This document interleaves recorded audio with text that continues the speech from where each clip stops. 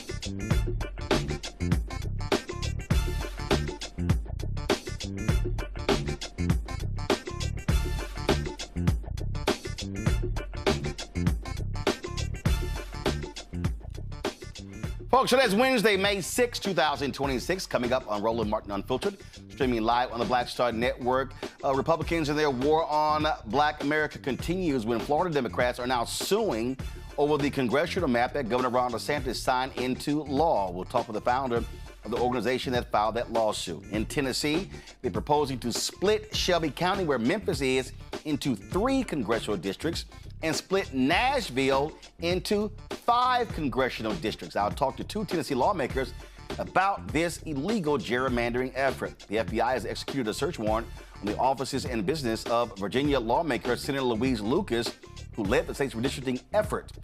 We'll examine a new report highlighting that Tarrant County, Texas, sentences Black people to death at a disproportionate rate than anyone else. And a Black pastor claims he knows the real reason Christians are speaking about twice-impeached, criminally convicted felon-in-chief Donald Trump. That's going to be interesting. And we'll pay tribute to former Oklahoma State Representative and Civil Rights Leader Don Ross, who passed away. It's time to bring the funk on Roland Martin Unfiltered on the Black Star Network. Let's go. He's got it. Whatever the miss, he's on it. Whatever it is, he's got the scoop, the fact, the fine.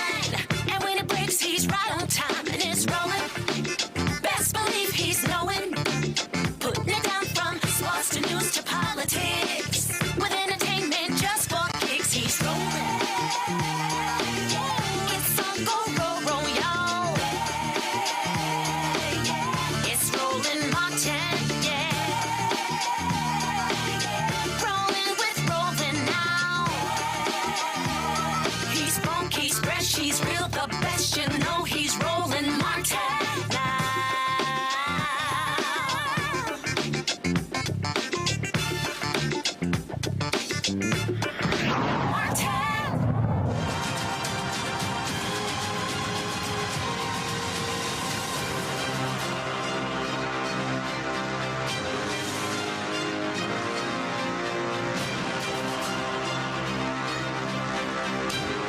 Folks, a lawsuit has been filed in Florida concerning the new congressional map signed into law by Governor Ron DeSantis.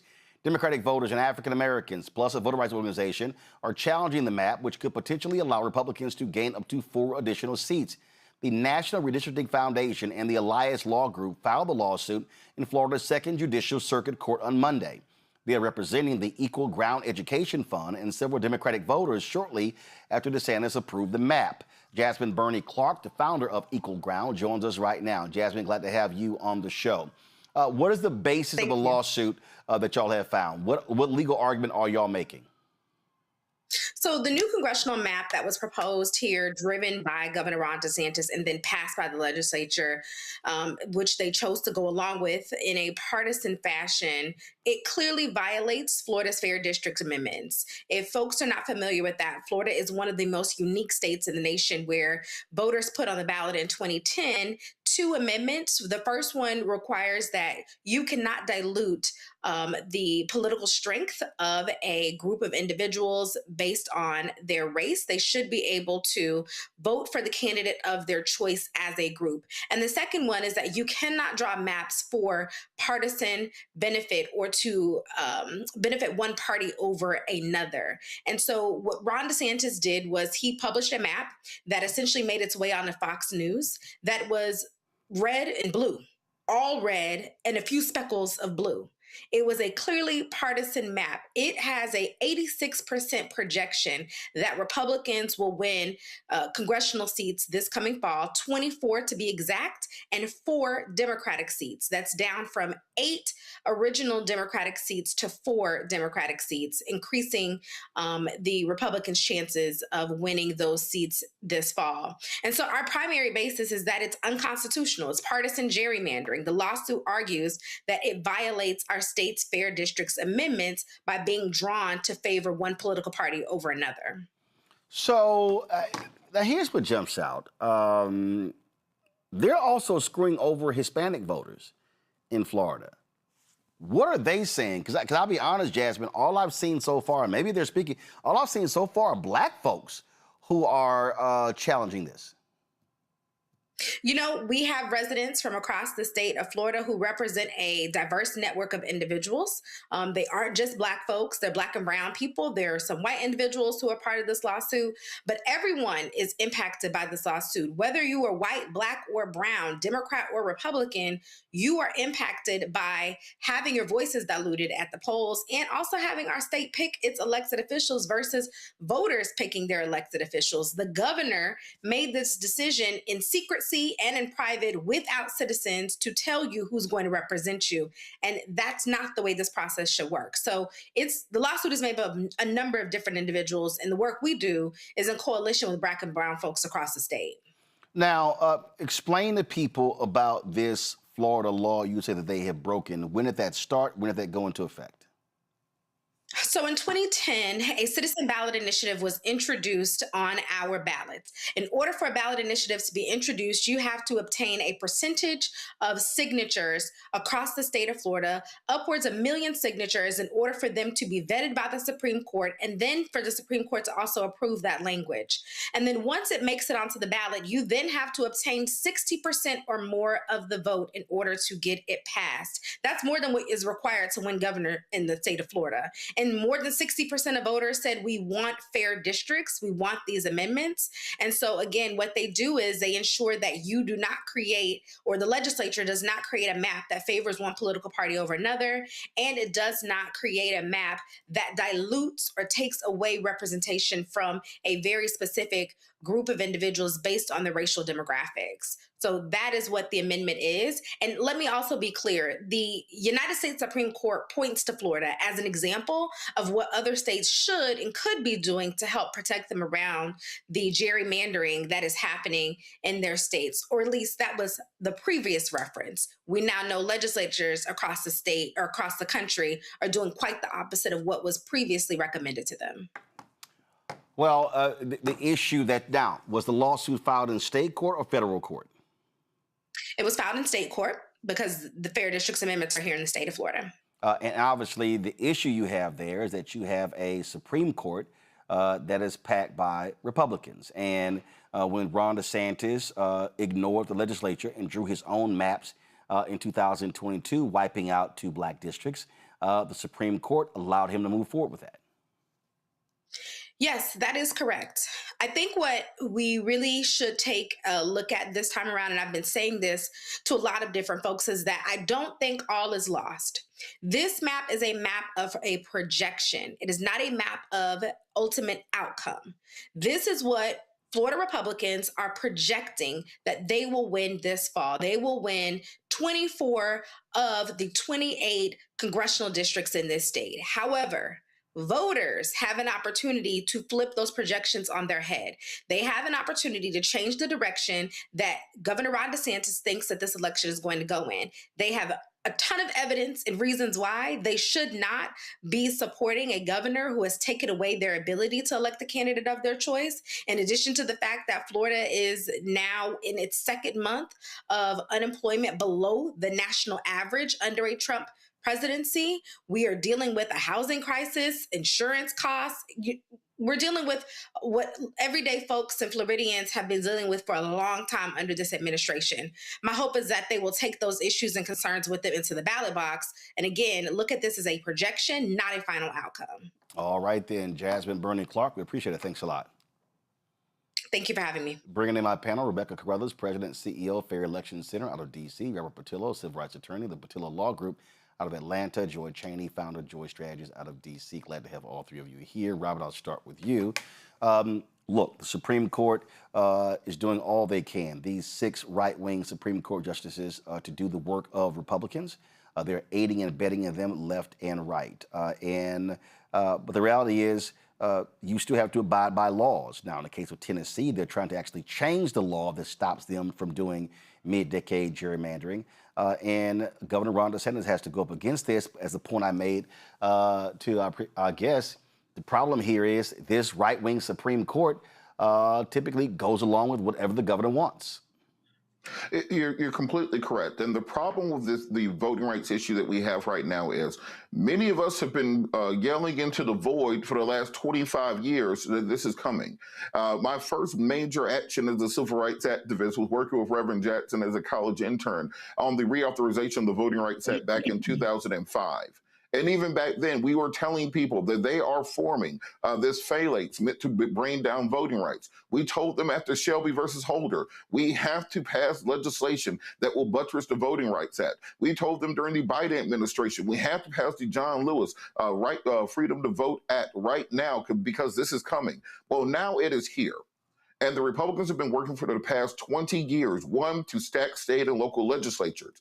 The same way that Donald Trump interfered with the Indiana State House and State Senate primary yesterday is how we need national Democrats coming in to buttress these state and local races so we can start taking back these state houses. The same way that they have been pushing the judiciary on the federal level to stack it with young Heritage Foundation, MAGA-aligned judges, people who are 29, 30 years old, who will be on the bench, on the federal bench for the remainder of their lives. We need to be doing the exact same thing because now we're in the uphill battle. Now they're in the catbird seat and we're going to have to fight back. And the only thing that beats this is massive levels of voter mobilization. You want to split up Memphis? You want to split up Nashville? You want to split up New Orleans? You want to split up every single black district? Okay, we will go and we will get black registration numbers up to 70 or 80%. We'll get turnout numbers up to Obama 2012 or Biden 2020. 2020 numbers, and we will make you come and campaign to these communities and explain to them why getting rid of DEI, why firing 300,000 Black women, why ending criminal justice reform is in their best interest. Because guess what? The next time Democrats are in power, we are going to be expecting them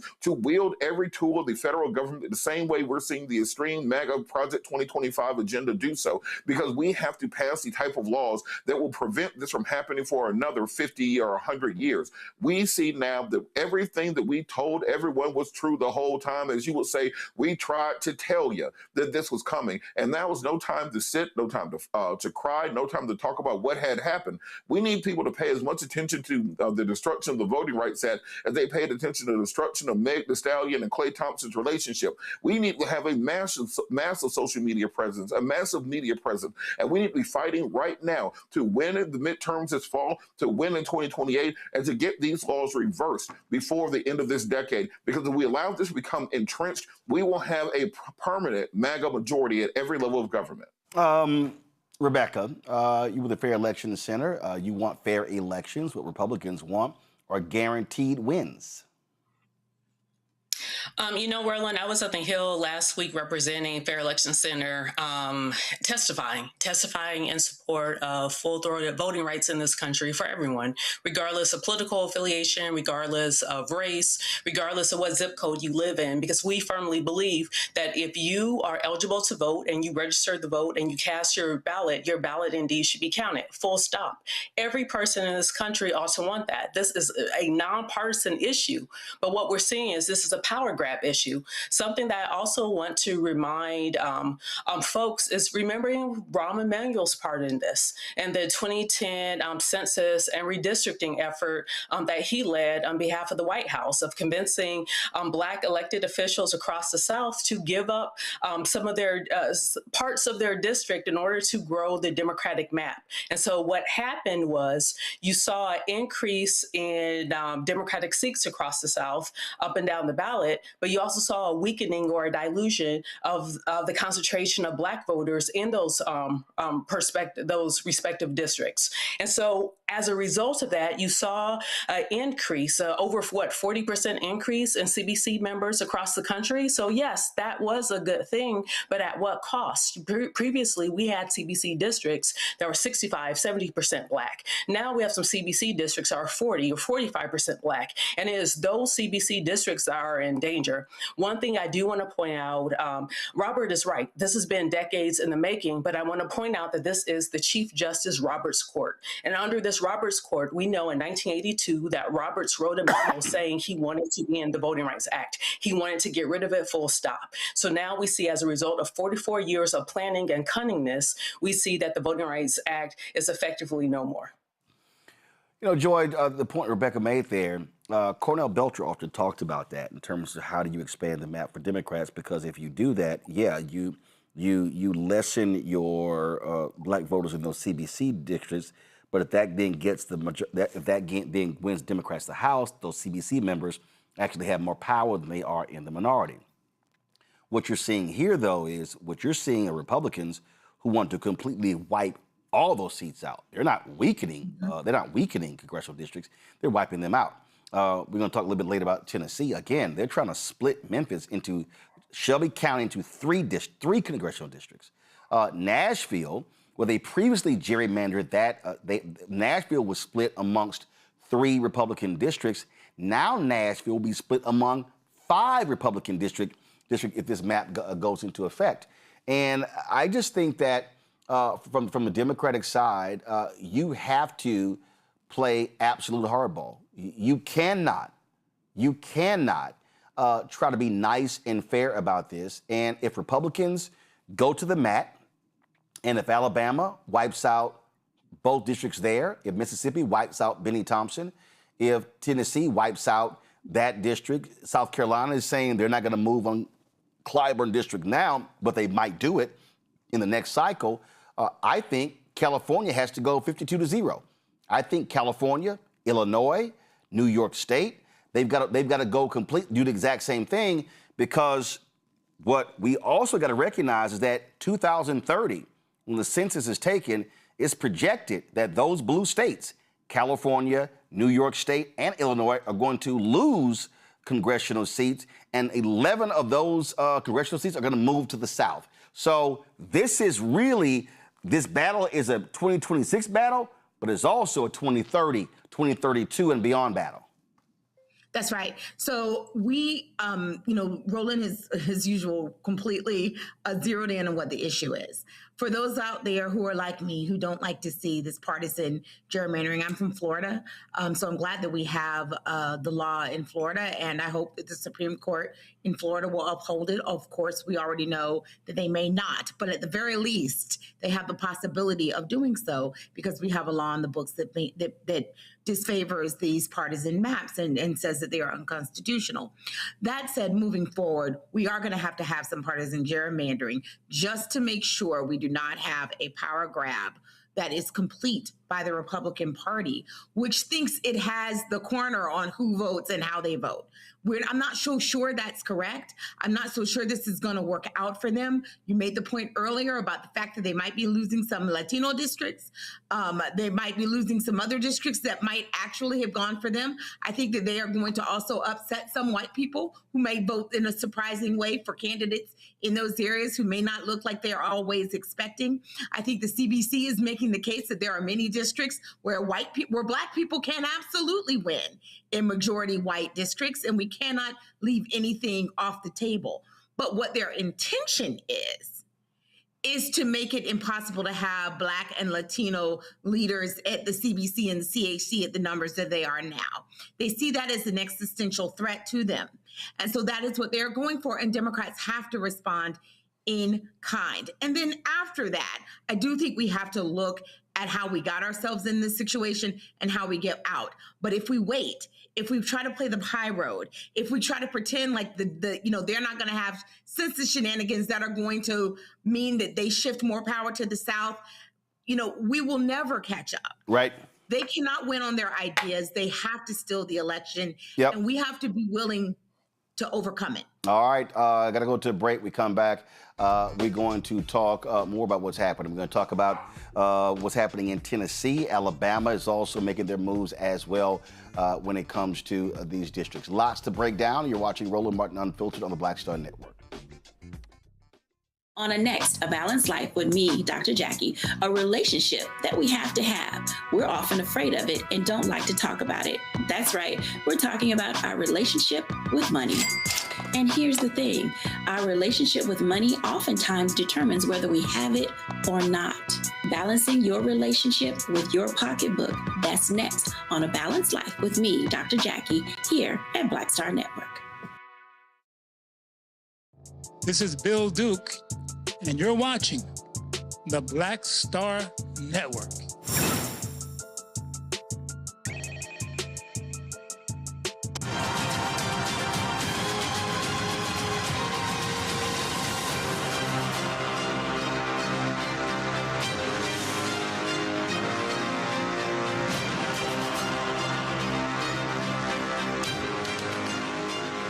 Boy, these shameful, despicable Donald Trump Department of Justice continues to do what they do.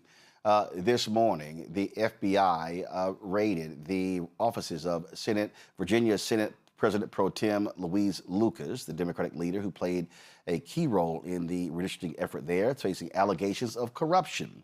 The FBI executed multiple search warrants in Portsmouth, Virginia, targeting both her office and the cannabis dispensary she co-owns next door. Lucas has been a strong advocate for marijuana legalization.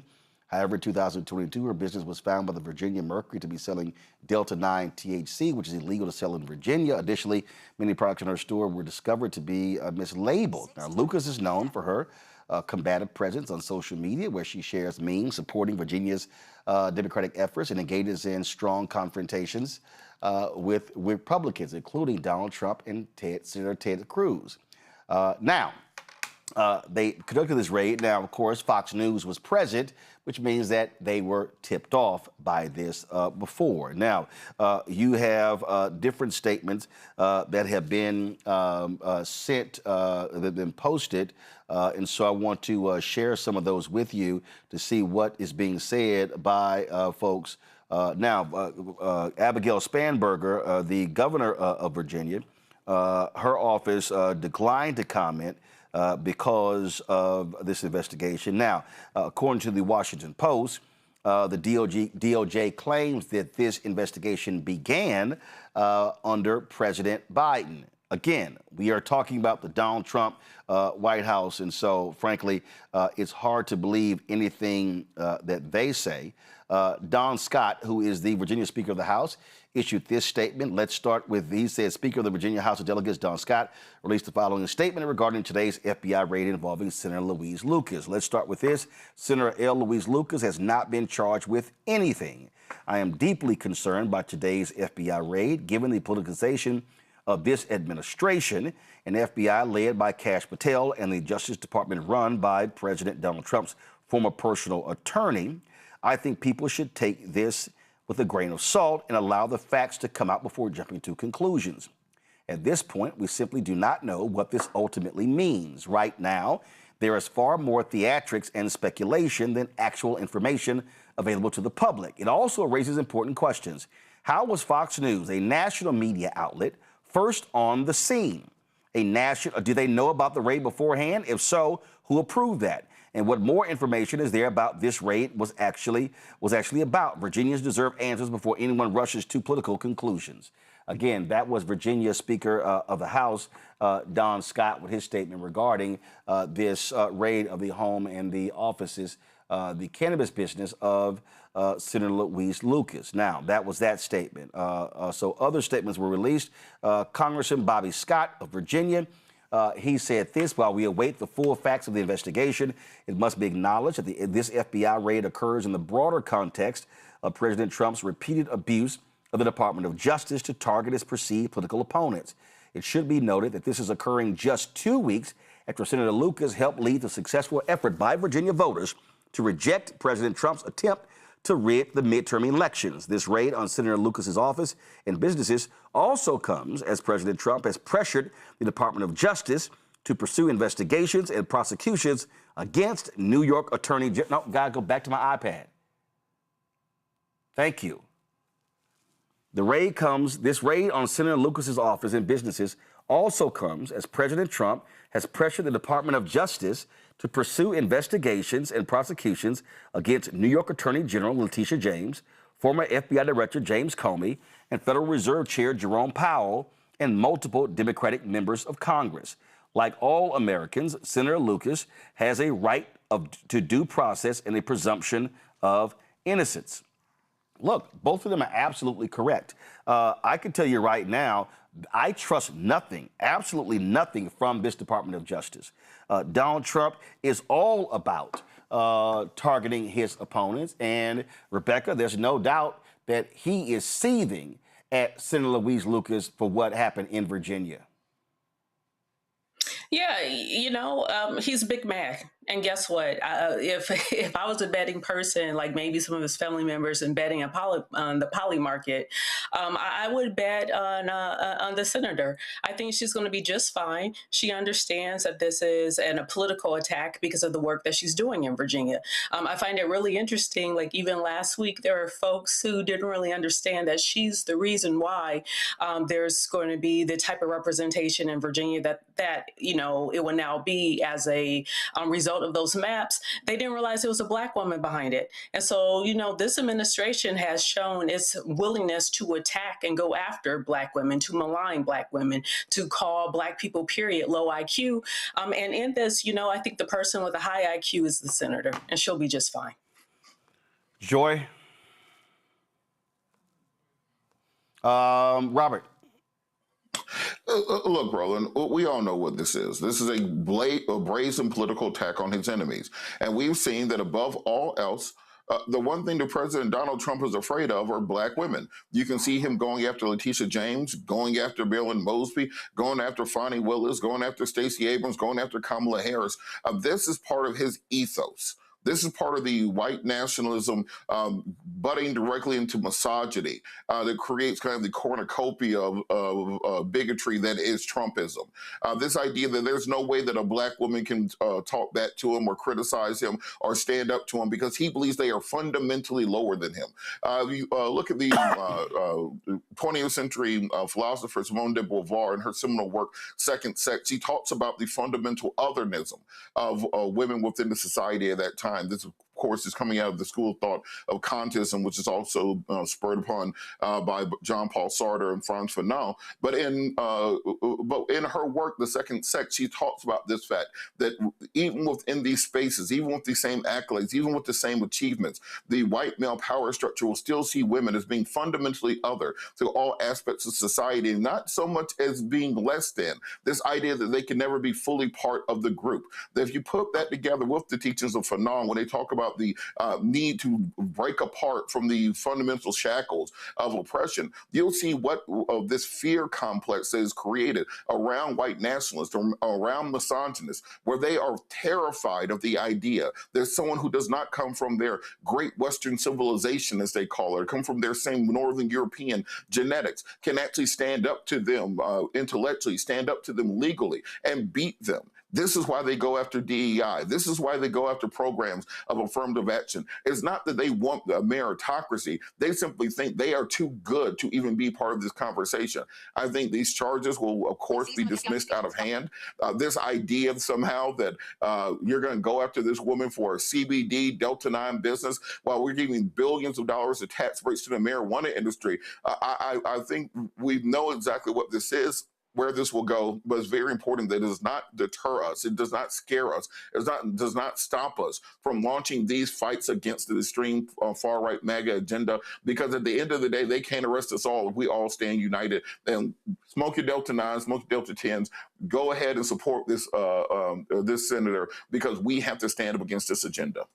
Well, look, there's no doubt, and listen, they're going to try to do, all they can. And again, I don't trust anything from this Department of Justice. All right, folks, let's talk about what's happening. Tennessee. First of all, I would say Tennessee is ground zero, but it's not really ground zero, because these nutcase Republicans are doing all they can to attack black folks all across the South as a result of the Supreme Court decision in the Louisiana versus Calais case. In Tennessee, first, they are trying to subvert a law that doesn't allow mid-decade gerrymandering. Yeah. Now, what they've done today is they've released a map that splits the state's 9th Congressional District and divides Tennessee's only majority black congressional seat located in Memphis. Now, the new map designates 3 districts in Memphis, or Shelby County, with 2 extending all the way to Williamson County, some 200 miles away, just outside of Nashville. As a result, Nashville and its surrounding areas have been divided into 5 districts, up from 4. A special session convened by Governor Bill Lee began on Tuesday. Lawmakers are expected to move quickly as the timeline for adopting a new congressional map ahead of the 2026 midterms is very tight. Procedurally, bills must be discussed on multiple days, making it unlikely they will be adjourned before May 7th unless rules are suspended or modified. And Republicans, well, they got a supermajority because they can do whatever they want. Joining us now is Tennessee State Representative Gloria Johnson. We also have London Lamar, Tennessee State Senate Democratic Caucus Chair, who represents the state's largest black population. Glad to have both of y'all here. The thing that just jumps out at me, when we look at this here, London, is that they don't give a damn about the people. They don't care. I mean, their whole deal is, we don't care what y'all say. Y'all can come here, protest, do whatever. We do not care. We do not care. And they will do whatever they want. And you've had people coming protesting and doing all that sort of stuff. Those things have been happening. And so they've got to feel maximum pressure on this issue. Absolutely. And one thing I want to tell you is we going to bring all the pressure and the smoke this week, especially tomorrow when this final vote's happening. Look, I am appalled at the decision of my colleagues to call us back to a special session just over a week after we already dismissed regular session to do the unthinkable. Before the ink is even dry on the Supreme Court decision, they're already chipping away at Memphis voters for their own benefit. And this is one of the most racist actions that is ever being taken in modern legislative history here. To simply act like and deny that you are stripping away a community's voting power for your own benefit is egregious. But I'm not shocked because my Republican colleagues are heartless. This past legislation, they already took over our school system. They already took our airport authority. They already sent the National Guard in our city. Now they stripping away our votes. This is a pattern of diluting Black political power in our state for a greater white agenda and for control. And what I want to say to the people is while the numbers may be stacked against us, while they may have already decided in the rooms that they're going to pass this bill, that doesn't mean that we can't raise hell while we are here. And that's all the attentions we have tomorrow before this vote is placed. We want the world to know that we are not walking away quietly, that we are going to call them out on this racist political power grab that they are implementing on the Memphis community. Representative Johnson, you literally call this white power. Yes. I mean, I don't call it a special session. It's a white power rally. It's about them collecting as much power they can for our white supermajority. I mean, that's what it is. Senator Lamar is correct. And she, you know, she was questioning someone. I was watching her committee from a TV screen because they didn't even allow members in the Senate Judiciary Committee to be present when it was happening. So she was asking pretty simple questions of another senator, and he was so arrogant and basically refused to answer the questions, a simple question with a simple answer, and trying to deny all culpability for maps that he drew. He did admit to drawing the maps, but just playing dumb on what they were doing. It's disgusting. These are folks who cannot win a fair fight. And so they want to rig these maps, and they want to rig these maps by taking away power. And as Senator Lamar said, diluting the power of the Black voters in the Shelby County area. And that is egregious. It is absolutely disqualifying. It is absolutely racist. And, you know, our speaker in the House today, this morning, before we all even got here, printed out what he called the new map for Tennessee, and it was just a solid red map. You know, he's completely denying that 35 to 40% of voters are in Tennessee are Democrats. They have no representation. According to him, everything's red. It is remarkable the arrogance and the feigned ignorance they have about these maps that they're presenting and trying to pretend as if we are not seeing what's happening right before our very eyes. You know, with more than 35% of the vote in Tennessee, out of 9 congressional districts, we should have 3. But they have gerrymandered them all away. And this last-ditch effort to cut up Memphis is so blatant and so racist and so devious. It is disgusting. It's disgusting to be in a room with these people. The Tennessee Holler posted this video here. This is Representative Justin Jones challenging the Speaker of the House, Cameron Sexton. Listen to this. Ain't nobody ever silenced you, big mouth. I know you feel like speaking about talking to Cameron Sexton. You don't have to respond. It is wrong, Cameron. It is wrong. Oh, he's going to talk to not well on what you're doing in this moment. And it is racism. It is racism. It is racist. That's not my chairman. Oh, you hate it. That's not my chairman. Just an ocean of hate. Just an ocean of hate. Just you hate it. I mean, they're literally just laughing about this here. I want to play this. I want to play this this other video here. This proposal. Give me one sec, guys. Pull the audio down, please. I want to play this other video here. This is literally State Representative William Lambert actually saying that that he didn't know Memphis was majority Black. Oh my God, listen to this. So I'm not privy to those demographic information. It's not part of the equation on deleting the last sentence of TCA 2-16-102. This says we are allowed to enter into this conversation.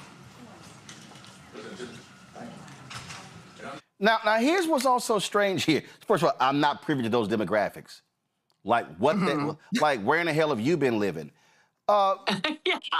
But London, explain to me this here. How does the Louisiana versus Calais case? How does that impact Tennessee? So actually, the 9th Congressional District wasn't necessarily drawn to align with the Voting Rights Act. It was drawn because that's the way it's been for over 100 years. They try to keep one community continuous. It just so happens that the people of Memphis over the years are predominantly African American. And when we exercise our vote, we are actually deciding to vote Democratic. Now, being Black doesn't obligate you to any level of political party. Let's make that very clear. The reason Black people vote Democrat in the 9th Congressional District and in the Memphis area is because the Democratic Party has aligned with the issues that they most care about. So right now, the decision shouldn't have impacted their ability to redraw the lines at all, because it's not about any of the things that they're claiming. Let me also go back to that video clip that you were just talking about. There are plenty of times Leader Lambert has known or is stated around the Black population in Memphis. So he is downright lying on the record. And in the Senate, when I asked my Senate colleague, does he know Memphis is Black? He is downright lying because he went to law school in Memphis, Tennessee. So if you actually lived in Memphis, Tennessee, you actually know Memphis is predominantly Black. So the downright lie on record and in front of people is just egregious and it's disgusting. And it's even more reason the world gets to see what the Republicans in the Tennessee General Assembly are actually doing. They are downright deliberately lying. They are trying to cut the Black vote. They are splitting this district in 3 parts with even numbers of Black representation in each, the difference of 1 or 2 points, so that they could dilute it with white voters. They're even breaking some of the law around the 14th and 15th Amendment around racial bias with this attempt. So the Republicans are going to do everything they can in front of everybody to get this done. They don't care if it's racist. They don't care if it takes away our vote. All they want to do is basically kiss Trump's ass, and they want to do whatever he says to make sure they can try to maintain some power in Congress, because the policies that they push aren't good enough to actually win the hearts and the votes of the American people. It's disgusting. It's voter disenfranchisement, and they're going to have to answer somebody one day. And if they don't answer to us in these next couple of hours, they're going to answer to a greater power, and I feel sorry for them on that day. So Professor Sekou Franklin, Middle Tennessee State, testified, laid it out very clearly of what is at play here. Now, obviously, they don't give a damn what a Black professor has to say, but I do want to play his remarks. Here we go. This proposal is racially discriminatory, unconstitutional, and undermines the existing election administration system. First, if enacted, the proposed plan will be the most devastating attack on the Voting Rights Act, both the letter and the spirit of the law, in modern Tennessee history. Simply put, the proposal does something that we have not seen before and that has no precedent in modern America. It takes away the voting rights and meaningful political power of a cohesive jurisdiction that a majority Black voting age population resides in a city that is the same size as Boston, Las Vegas, and Baltimore. Furthermore, unlike other minority-majority districts that have been litigated in court from the early 1990s to the Calais case, the 9th District is not a politically engineered district or drawn under the mandate of a federal court order. It is an organic congressional district, naturally emerging by virtue of location, geography, and shared interests, of which its main hub of Memphis is the second most populated Black city by percentage in terms of urban municipalities in the country. The proposed plan, in other words, is Black vote dilution at an industrial scale, and it undermines the voting rights of Shelby County voters and the equal protection of them under the 14th Amendment. There's additional evidence that patterns of racial discrimination are shaping this effort to abolish the 9th District. In the last round of redistricting 4 or 5 years ago, Shelby County, I want to emphasize this, lost 1 seat in the State House of Representatives. Shelby County also lost an opportunity district or a biracial seat in the state Senate that would have given Black voters a chance to elect a candidate of their choice. And as you well know, there's a recent decision to overtake the school board. And we know that race has been front and center to congressional redistricting due to an internal leak of an email several years ago in which some opponents to racial justice and racial redistricting and civil rights openly discussed race, Memphis, and congressional redistricting. This proposal is racially... I mean, bottom line here, one, by them having a supermajority, they can do whatever they want. They don't care about local control. They want to completely control and dominate any area that's Democratic, which is why they split Nashville up. Now there's screwing over Memphis. And what I keep saying to people is that the only way this changes is that we have got to see the most aggressive voter turnout who control. They want to completely control and dominate any area that's Democratic, which is why they 65 when the Voting Rights Act was approved. We've got to see people of conscience and listen. When I look at Tennessee Holland, look at I see a lot of white folks out there protesting. I see Latinos and others. So watch me turn out some voters. This new district sits in my Senate district. They drew other members together. In one of the districts, they specifically carve out to make sure one Republican senator is guaranteed a seat in Congress. And so what they're going to do is they think they are killing one Democratic seat. They may end up getting 3 new Democratic seats with what they're doing. So you're going to have people like me putting ourselves out there to make sure we let the people know what's going on, and we're going to turn out voters ourselves. And that's one thing. Yeah, go ahead. That's one thing in Tennessee. You can run for a state office and a federal office at one time. And so people are going to do what they need to do. They're going to open up the filing until May 15th. So you're going to see other people stepping up. And we know that when they first did this in the 2021 census to Nashville, they split it 3 ways. The seats that they created, what they're going to run into is within a couple of cycles, we're going to have 3 seats instead of 1 out of Nashville. So, yes, the voters are going to get out. We're going to turn out. I'm in East Tennessee, and I told folks on May Day, I said, you guys pack your cars, pack your tents. We're going to go to West Tennessee, and we're going to get out, and we're going to knock doors and make sure we get every voter out there, because we are going to show them that Tennesseans do not want to see this. The supermajority does, but even the majority of independents, Republican voters, and Democrats don't think this is fair, don't want this to happen, and not one of those Republicans asked their constituents what they wanted. But the only problem there is that what we've often seen before is that Republicans say that when it happens, but when it comes to the ballot box, they do not penalize those same individuals. Listen, those same Republicans, they were against it happening in Indiana. Well, last night, Donald Trump's preferred candidates wiped out several anti-gerrymandering Republicans in the primary there. And so that's what I just think that we have to understand that and what's going on here. And I also, and I made this point here, Senator Lamar, last couple of nights, that when I say we have to see that massive turnout, we have to see how people are being driven to the polls. I got to remind people that Tennessee, when you talk about the Nashville movement, when you talk about what took place there with Reverend James Lawson, I got a chance to interview him a few years ago when I was in Los Angeles. We talk about those SCLC workers. We talk about John Lewis and Diane Nash. Guys, pull up my iPad, please. That's Reverend Lawson I'm talking to. We talk about Diane Nash and those folks right there. And we talk about them. They were trained there in Nashville. And so you have that long history of Vanderbilt, Fisk, Meharry. And I just think that what I've been saying is that starting now, this is Freedom Summer 26. This means that in May, June, July, August, September, we are driving people, we're educating, we're enlightening, we're teaching them about what's going on.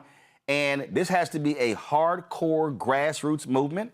And that means hitting the ground. That means, if this thing passes, studying these maps, seeing where the voters are, and taking these folks out. Because, I would love nothing more to see this map backfire on Republicans in Tennessee, on Republicans in Florida, on Republicans in Mississippi and the other states. Absolutely, 100%. We are already working with grassroots groups on the ground to make sure we are educating people and let them know that their voices need to be heard, the consequences of these decisions. We're hosting a town hall in 10 minutes with Stacey Abrams because the public was denied the ability to submit their own maps or have public comment on the maps that are being proposed to pass tomorrow. So we're doing everything we can to empower the people, uplift the people, and give them a voice in this process. But you're right. They are going to see people like me, Senator London Lamar, potentially be Congresswoman London Lamar, because the maps are getting bluer by diluting Memphis. Instead of allowing them to have 8 strong red districts, they are now creating 9 more blue districts because they are impacting the vote of Memphis. So this will absolutely backfire. Absolutely people are mad. Absolutely people in the rural areas are also going to vote in arms. They are just as broke. They are just as hungry. Under Trump's administration, their lives have not improved. They are losing business to the urban areas. They don't like each other. The local governments don't have no money. So the Republican Party is doing all they can, not only to try to dilute our vote as Black people, but they also doing what they're doing at the expense of their own people whose lives are freaking suck. Their lives are not good. Like, they are living terribly in the rural areas of Tennessee. And so what you're going to see, you're even going to see Republicans who are frustrated with their own leadership, who are focusing on callous pity fights with Black people and poor people in Memphis, rise up in arms to say, I want something different and I'm willing to give them a chance. And so what we're going to do is do our best to challenge every Republican that dares run for these new districts with a Democrat who is capable. And we will see victory at some point in time. Representative Johnson, when Senator Lamar just said about that, having that town hall, this is what I have been saying. Every week in the cities in Tennessee, whether it's Memphis and Nashville, others, there should be a citizenship training program every single week. I don't care whether, and I'm talking elected officials, nonprofits, activists, every single week there should be something, because that's what it is going to take. This is going to be a data race. And the thing that I've always said to people, we were in Kansas City with the Urban League there, and they were talking about an initiative there. And I said to them, we got to stop hoping people show up at the ballot box. We got to stop praying they show up. I said, we literally have to go out and touch. I said, go look at the last election. And when I was there, I said, go look at how many votes did the mayor get last year. I said, if he got 40,000 votes, I said, you should go out and touch 60,000 folks who agree with you and then say, hey, Mayor, we got 60,000 who stand with us. That means that come election time, you're going to lose. That's how we have to approach this. And again, it has to be every single week between now and election day. That is the only way to break the backs of these racists that you're dealing with there in Tennessee. No, that's exactly right. And we work really hard. There are a few of us in Tennessee, but, I've already been to multiple counties across this state. And anytime that someone asks me, I go. And I know that Senator Lamar does, too. A couple of times we were both up in Upper East Tennessee on the Virginia line because we will go wherever we need to go to talk to people, to educate people, to get the message out there of Democrats want to work for Tennessee families. We're the ones that want to raise the minimum wage, want to take the sales tax off groceries, want to make sure that everyone in this state is healthy and has access to affordable health care. And so we've got to get out there and we've got to do better. And what we really need tomorrow is a whole bunch of people to show up down here at 9 a.m. tomorrow when these votes, we need to show them how many people care deeply about this. Because, a huge majority of this state are independents. And I have a good feeling which way independents are going to go this year. And they're going to go with the folks that care about affordability and that care about their families, not the ones spending all their time knowing that they've got nothing to run on and they're going to lose, but they're going to spend their time stealing the voices of Black voters. Nobody in this state likes that except for the Republican supermajority elected officials. Absolutely. Senator Lamar, we appreciate it. Last point here. Okay, so the town hall y'all having there, are y'all streaming that? I'm not sure if it's being streamed, but it was at First Baptist Church, Capitol Hill. Okay, so at 6 p.m. I got it. So here's a suggestion. Look, I'm always a digital first person, and I'm a fundamental believer that listen, you might have 100 or 200 in the room, but when you are using digital technology, you can be speaking to thousands. As a part of whatever strategy y'all do, every single time there's one of these town halls, they have to be streamed. They got to be pushed out all across the state, and so YouTube, Facebook, because what that then does, and that's what happened in Virginia when we helped Don Scott become Speaker of the House. We did 5 shows in Virginia. There were people who said, "Hey, I can't make it, but I saw the show," and so that's the thing. Digital has to be a huge part of this strategy to get the word out, and that's also how you bypass local media who may not show up. Absolutely, 100%. Okay. All right. I appreciate it. Thanks so much. Good luck. Thank you. I appreciate it. Rebecca, when we say, I said the other night, this is war. And you have to create a war plan, a war battle plan to defeat this. I don't want to hear thoughts and prayers. I don't want to hear, oh, my God, this is a shame. I don't want to hear, man, this ain't right. No. This is about going to war, activating ground troops to combat these thugs all across the South. You know what, Roland? I was on a radio show earlier today, and I was talking about what a post-Calais world looks like in this country in terms of dilution of Black voters' political power, Latino dilution of power as well. And the hosts start talking about, oh, you know, this is like science fiction. It's the end of the world. It's dystopian. I said, no, this is Afrofuturism. And let me remind you what I mean by Afrofuturism. My ancestors fought back the last time this happened. When we look after what happened right after the Civil War, when we started to see a rapid increase in Black representation, especially across the South, and we started to see U.S. senators and state senators and local elected officials who were voted into office after the end of slavery, we then saw by like 1883, the Supreme Court said, no, we're going to roll all of this back because we can't have Black political power. We can't have Black people in this country making determinations on things that also impact white residents in this country. And it took about 80, 90 years until the civil rights movement for many of those regressions to become undone. And here's the thing, we don't have 80 to 90 years under this type of Jim Crow. We don't have 80 to 90 years to wait. And the reason why I say it's Afrofuturism is because we're looking at back to see what happened last time. And we're preparing for our future now because we're not going to do this for generation after generation after generation. But people have to get ready to suit up, get in the fight, because now it's go time. And people have to really understand that. During this last segment, Roland, I was looking at registered voters in Tennessee. So I pulled up the 2024 numbers.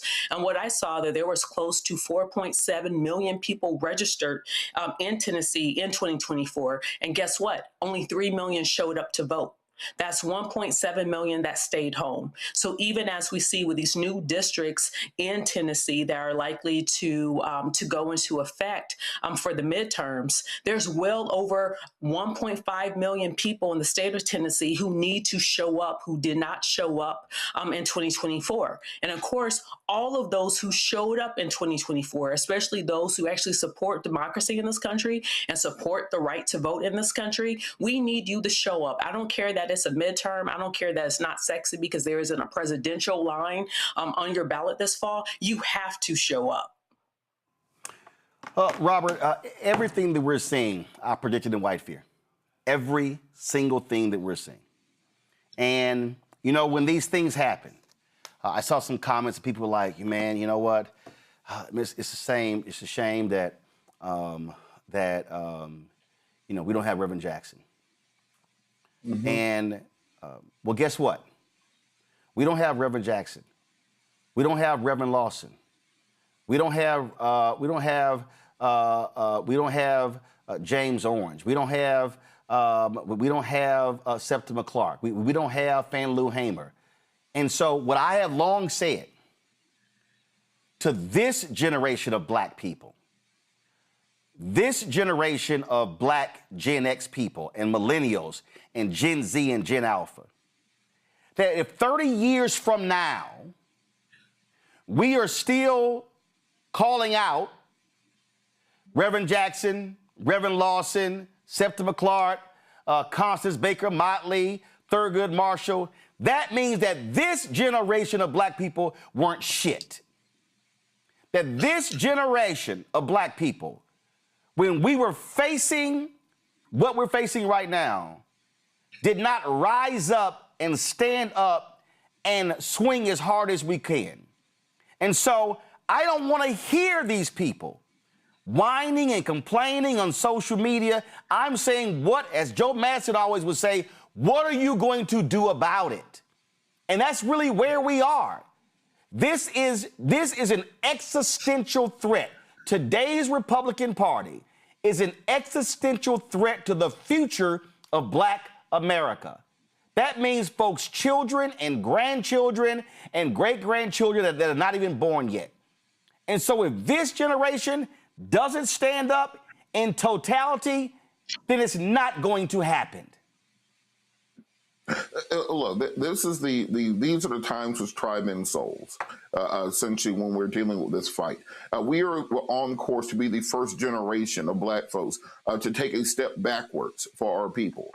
We had a continuous incline for about 150 years, stepping off of the plantations, fighting back through Jim Crow, establishing the simple personhood, then citizenship, then the right to vote, building black businesses, creating a black middle class, putting together the legal framework that ascended us all the way to the presidency, to record numbers in the Congressional Black Caucus, CEOs across the board. And then we took that moment for granted and we dropped the baton. And if you look at where we are currently, the most striking part of all of this is the mass silence that we're seeing in media, the mass silence that we're seeing from our intellectuals, from our people who have these large followings, people who are our celebrity class. Because even if you think back to when Malcolm X was discussing the fact that Robert, I got to give you 10 more seconds. I got to get to George, and I got to go to my next guest. So please go. Well, the point is that we need to have our people know that they are in the middle of a fight already and that they are losing. Yep. And if they don't know they're fighting, they don't know who to save. Got it. Joy, go. Let me just say, the only thing I've been thinking about is how's the Democratic Party going to respond? I have not heard enough from them, which is why people are frustrated with Democrats. It is go time. It is fight time. I'm hearing from all of our civil rights groups. What I have not heard from is the party that's ultimately being attacked here as well, right? So that is what we've got to see them fight. And we also need to see that they are going to back Black members. So that's the D-TRIP, the DSCC. How are they going to invest in Black members? How are they going to invest in Black members and Latino members and Asian American members who may be running in majority white districts? Look, because we're going to have to, if we want to keep our representation, if we want to keep Black people in office, right, we're also going to have to be saying in those districts that remain, listen, how are we being represented there? Listen. Democratic Party, where are you? Here's the whole deal, okay? First of all, right now, this is not Democratic Party conversation right now. This is a legal battle because, first of all, you don't know what you're going to be facing until the maps actually get passed or not. So you don't know that. What I'm saying is I don't give a shit what they're doing. I'm talking to Black people, and one of the Black folks who is fighting, who is battling, and they have been doing the work. NAACP Legal Defense Fund, their leaders, Janae Nelson, she joins us right now. She tweeted this today, and she said, breaking, SCOTUS just denied our motion to recall the judgment in Louisiana versus Calais, which the court transmitted prematurely and in contravention of the procedural rules that typically affords litigants 25 days to request a rehearing of a case that was wrongly decided. Janae, they also lied. Sam Alito literally lied, in which you pointed it out, when they said, oh, no, well, these folks, they haven't even shown any interest in appealing.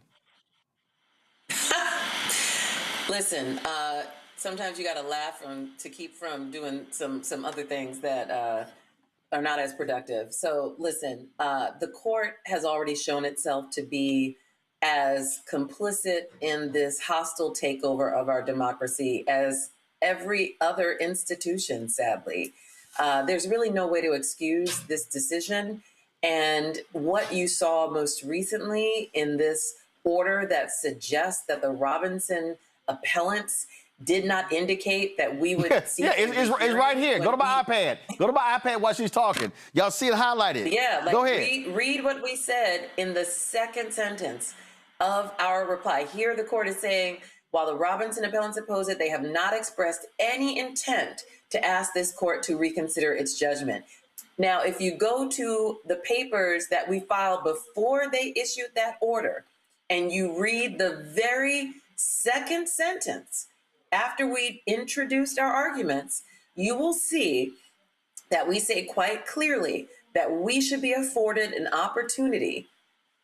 Right here, this court should afford appellants the opportunity to consider seeking rehearing in the ordinary course, which is 25 days from the date of the decision. We got the decision last Wednesday. It is just 1 week fresh today. But they were insistent, Janae. They were insistent on Louisiana. Y'all go. Even though Purcell, which they've been abiding by, which they used against Alabama 3 years ago, and Louisiana, now all of a sudden, no. They got to go. They got to have time to go right now.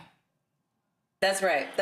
In an election where they had already mailed out ballots to military personnel and others early in April, and at the time that the election was stopped and canceled, there had already been 42,000 votes cast. So what we're talking about here is hypocrisy. Let's just call it what it is. It's hypocrisy. It's complicity. It's frankly a crime against our Constitution.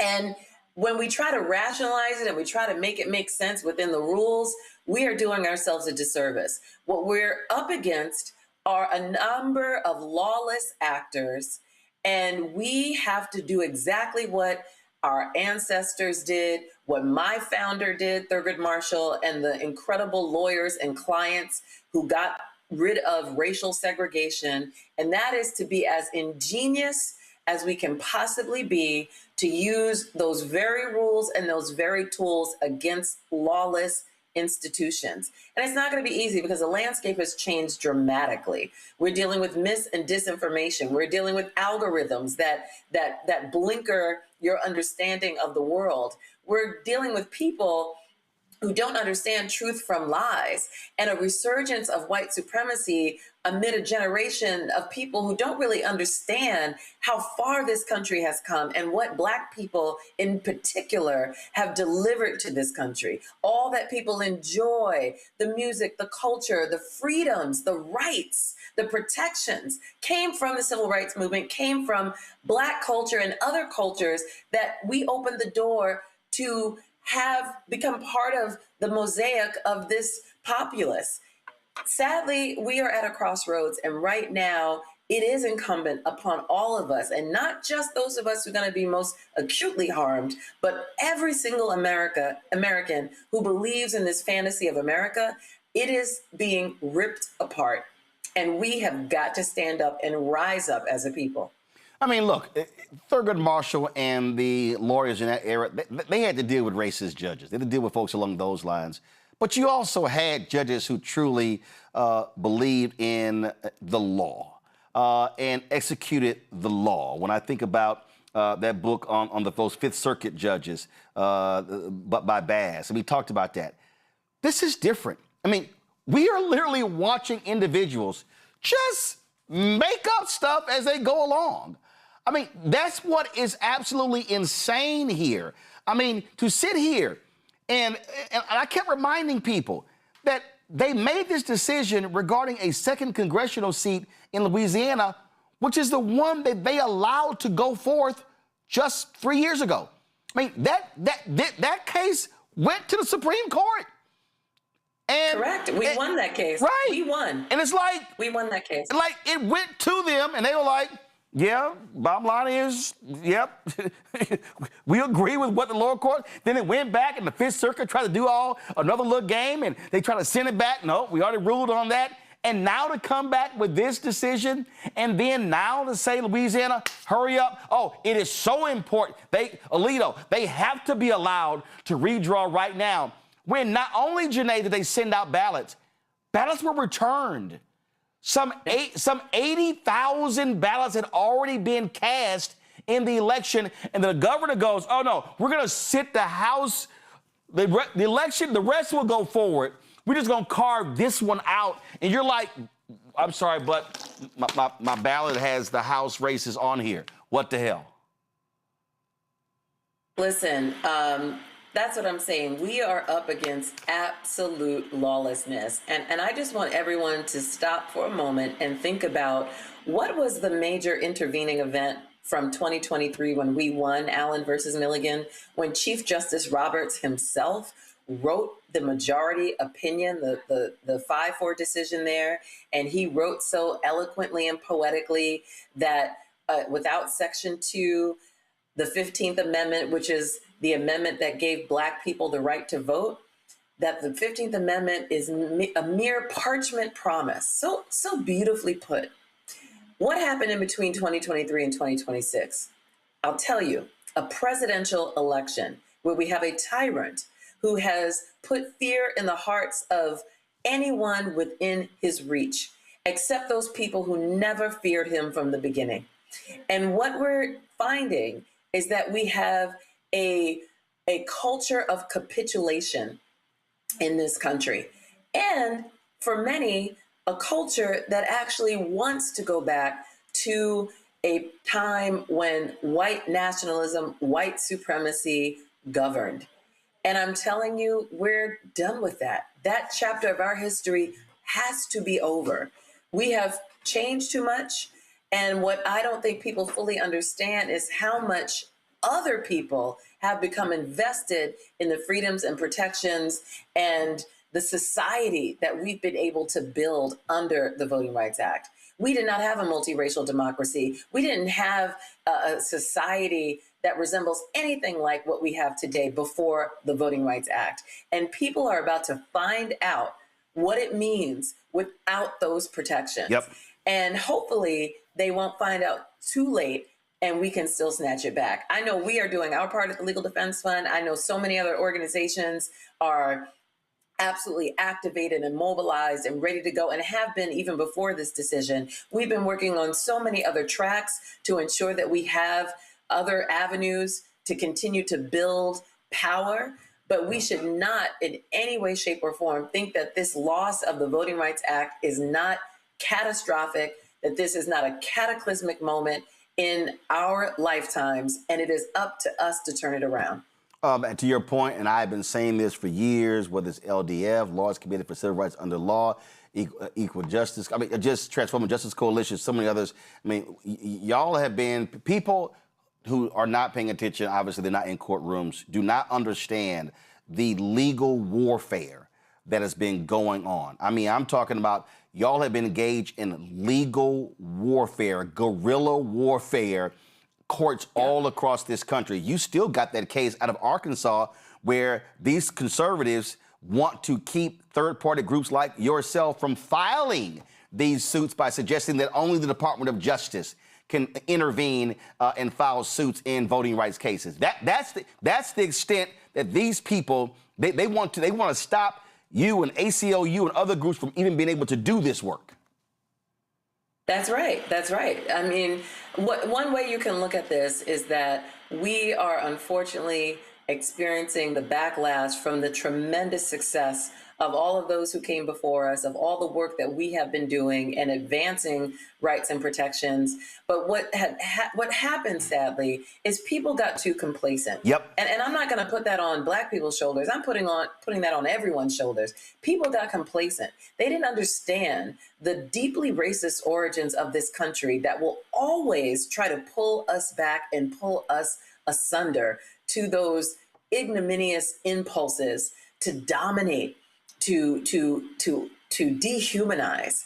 That has been, sadly, the tradition of this country from its founding. And here we are in the 250th year since the Declaration of Independence was written. And it's time for us to reflect on who we want to be for the next 250. And whether we like it or not, we are the ones who hold the pen. Yep. We are the ones who are writing that first chapter of the next 250 years of this country. And I can tell you one thing, we are not going to write a story that ends in tragedy for Black people. That is not who we are. It's not who we've been. And it's not what I certainly, and the people who work at the Legal Defense Fund and at the ACLU and Lawyers Community, all the lovely organizations that you named, that is not what we were built for. We were built in worse times than this, and we prevailed. And we expect to do the same, but we need to mobilize. We need to pull every possible resource we have and bring it to the combat that we are experiencing right now, because that's what it is. There is a war, there is an assault on our ideals, on our principles, and we need to fight for it with every lawful tool we have. 30 years from now, your name will be one of the names that's called where folks said they stood up, as well as the LDF. And folks, do me a favor, go to my iPad right now. Y'all, this work cannot be done for free. I need y'all to go to naacpldf.org or just type in engage.naacpldf.org. Donations are critical because, again, we need folks, civil rights lawyers. We need people who are on the front lines. This is not free work. And so our freedom ain't free. So please support the LDF. Janae Nelson, we appreciate it. Thanks a lot. Thank you, Roland. All right. I'm going to breaking news, y'all.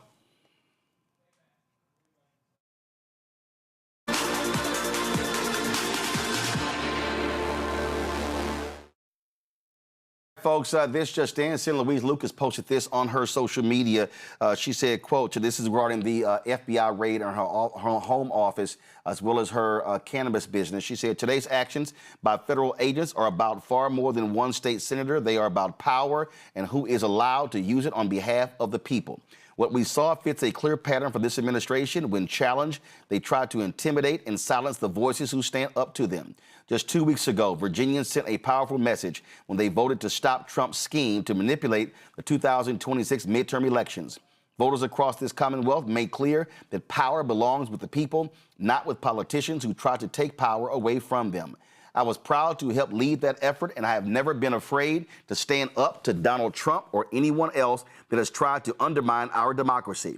I am deeply grateful for the love and support of my family and friends and for the many colleagues and constituents who have reached out in recent hours. I will have more to say in the days ahead, but know this, I am not backing down, and I will keep fighting for the people of Portsmouth and the Commonwealth of Virginia. That was a statement, folks, that's posted on her social media account for Virginia State Senator Louise Lucas after today's Donald Trump DOJ FBI raid on her home and cannabis business located next door. All right, got to go to a break, quick break. We come back, we're going to talk about how Tarrant County, the last large red county in Texas, how they disproportionately sentence Black people to death in that state, on top of the fact that the number of people who are dying in Tarrant County jails because they're MAGA sheriff. On top of that, the MAGA district attorney there is still trying to put Crystal Mason in jail for trying to vote some 9 years ago. Elections are happening in Tarrant County. Folks, Black folks, we should be leading the fight to oust those folks from office. We're going to talk about the death penalty issue next. Roland Martin Unfiltered on the Black Star Network. Support the work that we do, folks. Just like I said with the LDF, our work ain't free. And so support the work that we do. Join our Bring the Funk fan club. Our goal is to get 20,000 of our fans contributing on average $50 each a year. That's $4.19 a month, 13 cents a day. You help fund this show, the 5 other shows on the Black Star Network, the other shows we want to launch. But guess what? It ain't going to happen because we ain't got billionaires and millionaires sending us checks. It ain't going to happen unless y'all support us as well. So if you want to support this show, do me a favor. Cash App, use the Stripe QR code. Cash App changed their rules so we had to cancel our account. But if you want to contribute via Cash App, use the Stripe QR code. Click the Cash App button to continue to contribute. It's also for credit cards. Checks and money order. Make it payable to Roland Martin Unfiltered. P.O. Box 57196, Washington, D.C. 20037-0196. PayPal's R Martin Unfiltered, Venmo RM Unfiltered, Zelle, Roland at RolandSMartin.com, Roland at RolandMartinUnfiltered.com. And if you want to go as all in one place, all you got to do, simply just go to blackstarnetwork.com. Go to blackstarnetwork.com, and then you have all the ways. Come on, go to my iPad. All the ways to contribute. Just go to blackstarnetwork.com. It's right there, all on the website. We'll be right back. I'm Brittany Noble, Midwest-born, HBCU educated with experience in newsrooms across the country. Well, I've teamed up with Roland Martin to bring to you The Breakdown. This isn't just news. It's our stories, our voice, our community. Join me for The Breakdown, Monday through Friday at midday, only on the Black Star Network. How you doing? I'm Mark Curry, and you're watching the Black Star Network. That's why I got these glasses on, because that black star is bright.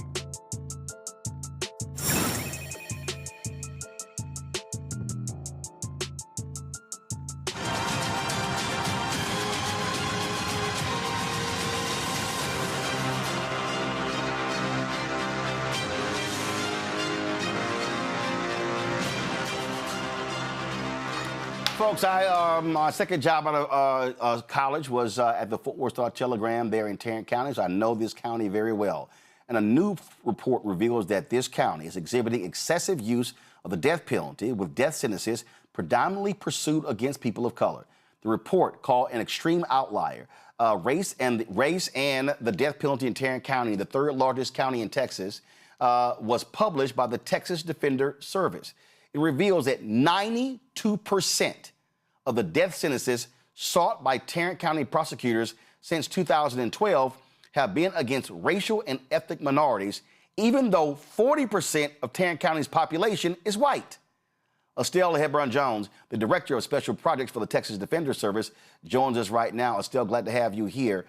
So when you talk about these 92%, okay, that's a percentage. And so how many cases where there were white defendants, and how many of those cases, how many actually got the death penalty? Well, let me back up and thank you for having me. So our report, outlines how the death penalty is used in Tarrant County, even compared to Texas, the rest of the state, just in a way that is extreme. It has 7% of the population of Texas, but over 20% of all the death penalty trials since 2020 have come from Tarrant, and almost entirely against people of color. And along with that, we reviewed 431 capital murder cases that the office charged over a 20-year period, and found that more than a third didn't result in any homicide conviction, and that Black defendants were twice as likely as white ones to walk away with no jail time at all. We looked at a period starting from 2012 to look at the capital cases that had taken place, and there were 13. 12 of the 13 were people from racial or ethnic minorities. And so there it's overwhelmingly clear that the death penalty is impacting people of color, but in particular Black people, in a way that you can't really ignore that pattern. And so when we look at this here, so are they simply not pursuing death penalty largely against white defendants?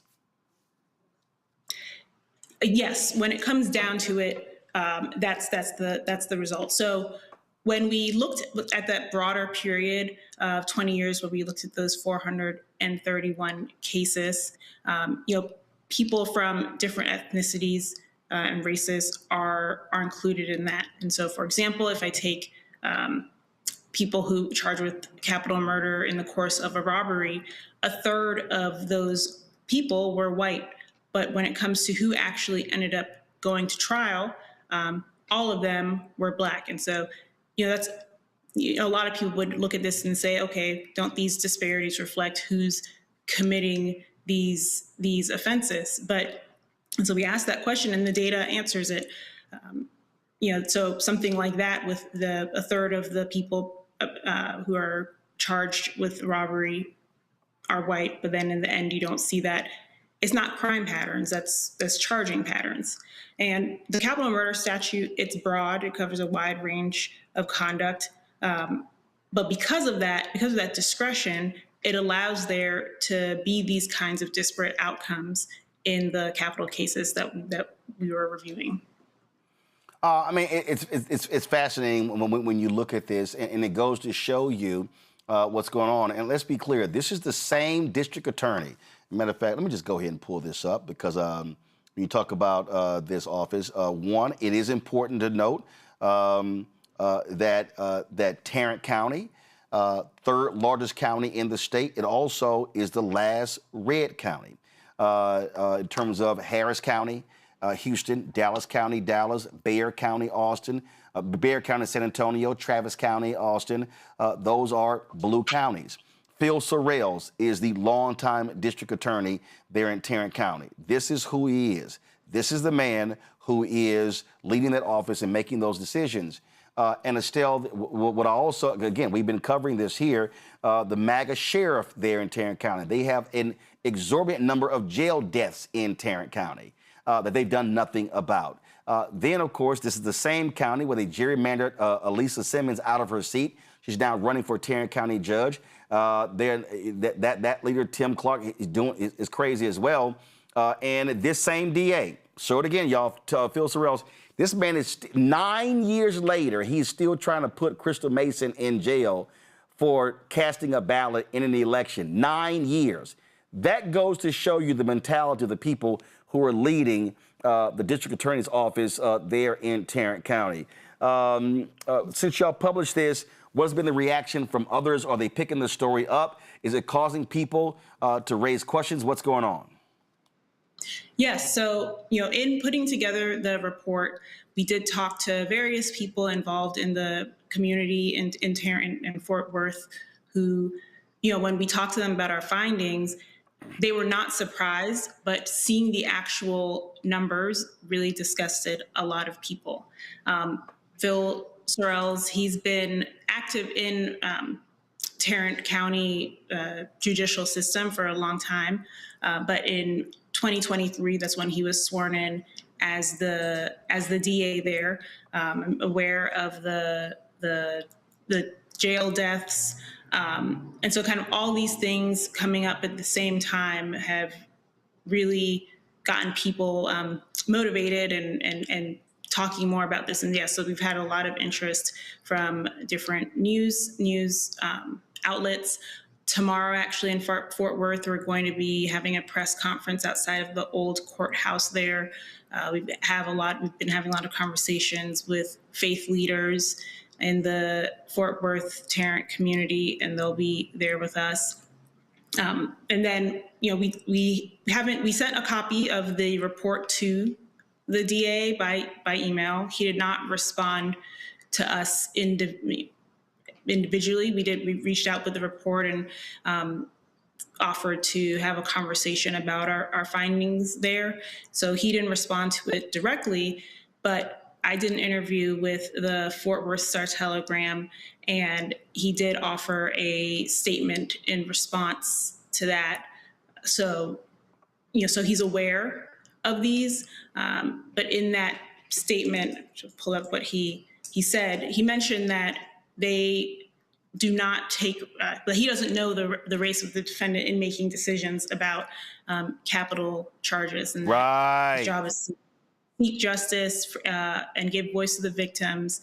And in the decision to seek death, consider facts of the case, defendant's criminal history, defendant's likelihood to commit future crime, mitigation, and input from the victim's family. But from that response, there are two things there to think about. So yes, the DA does have, the role is seeking justice and responding to crime.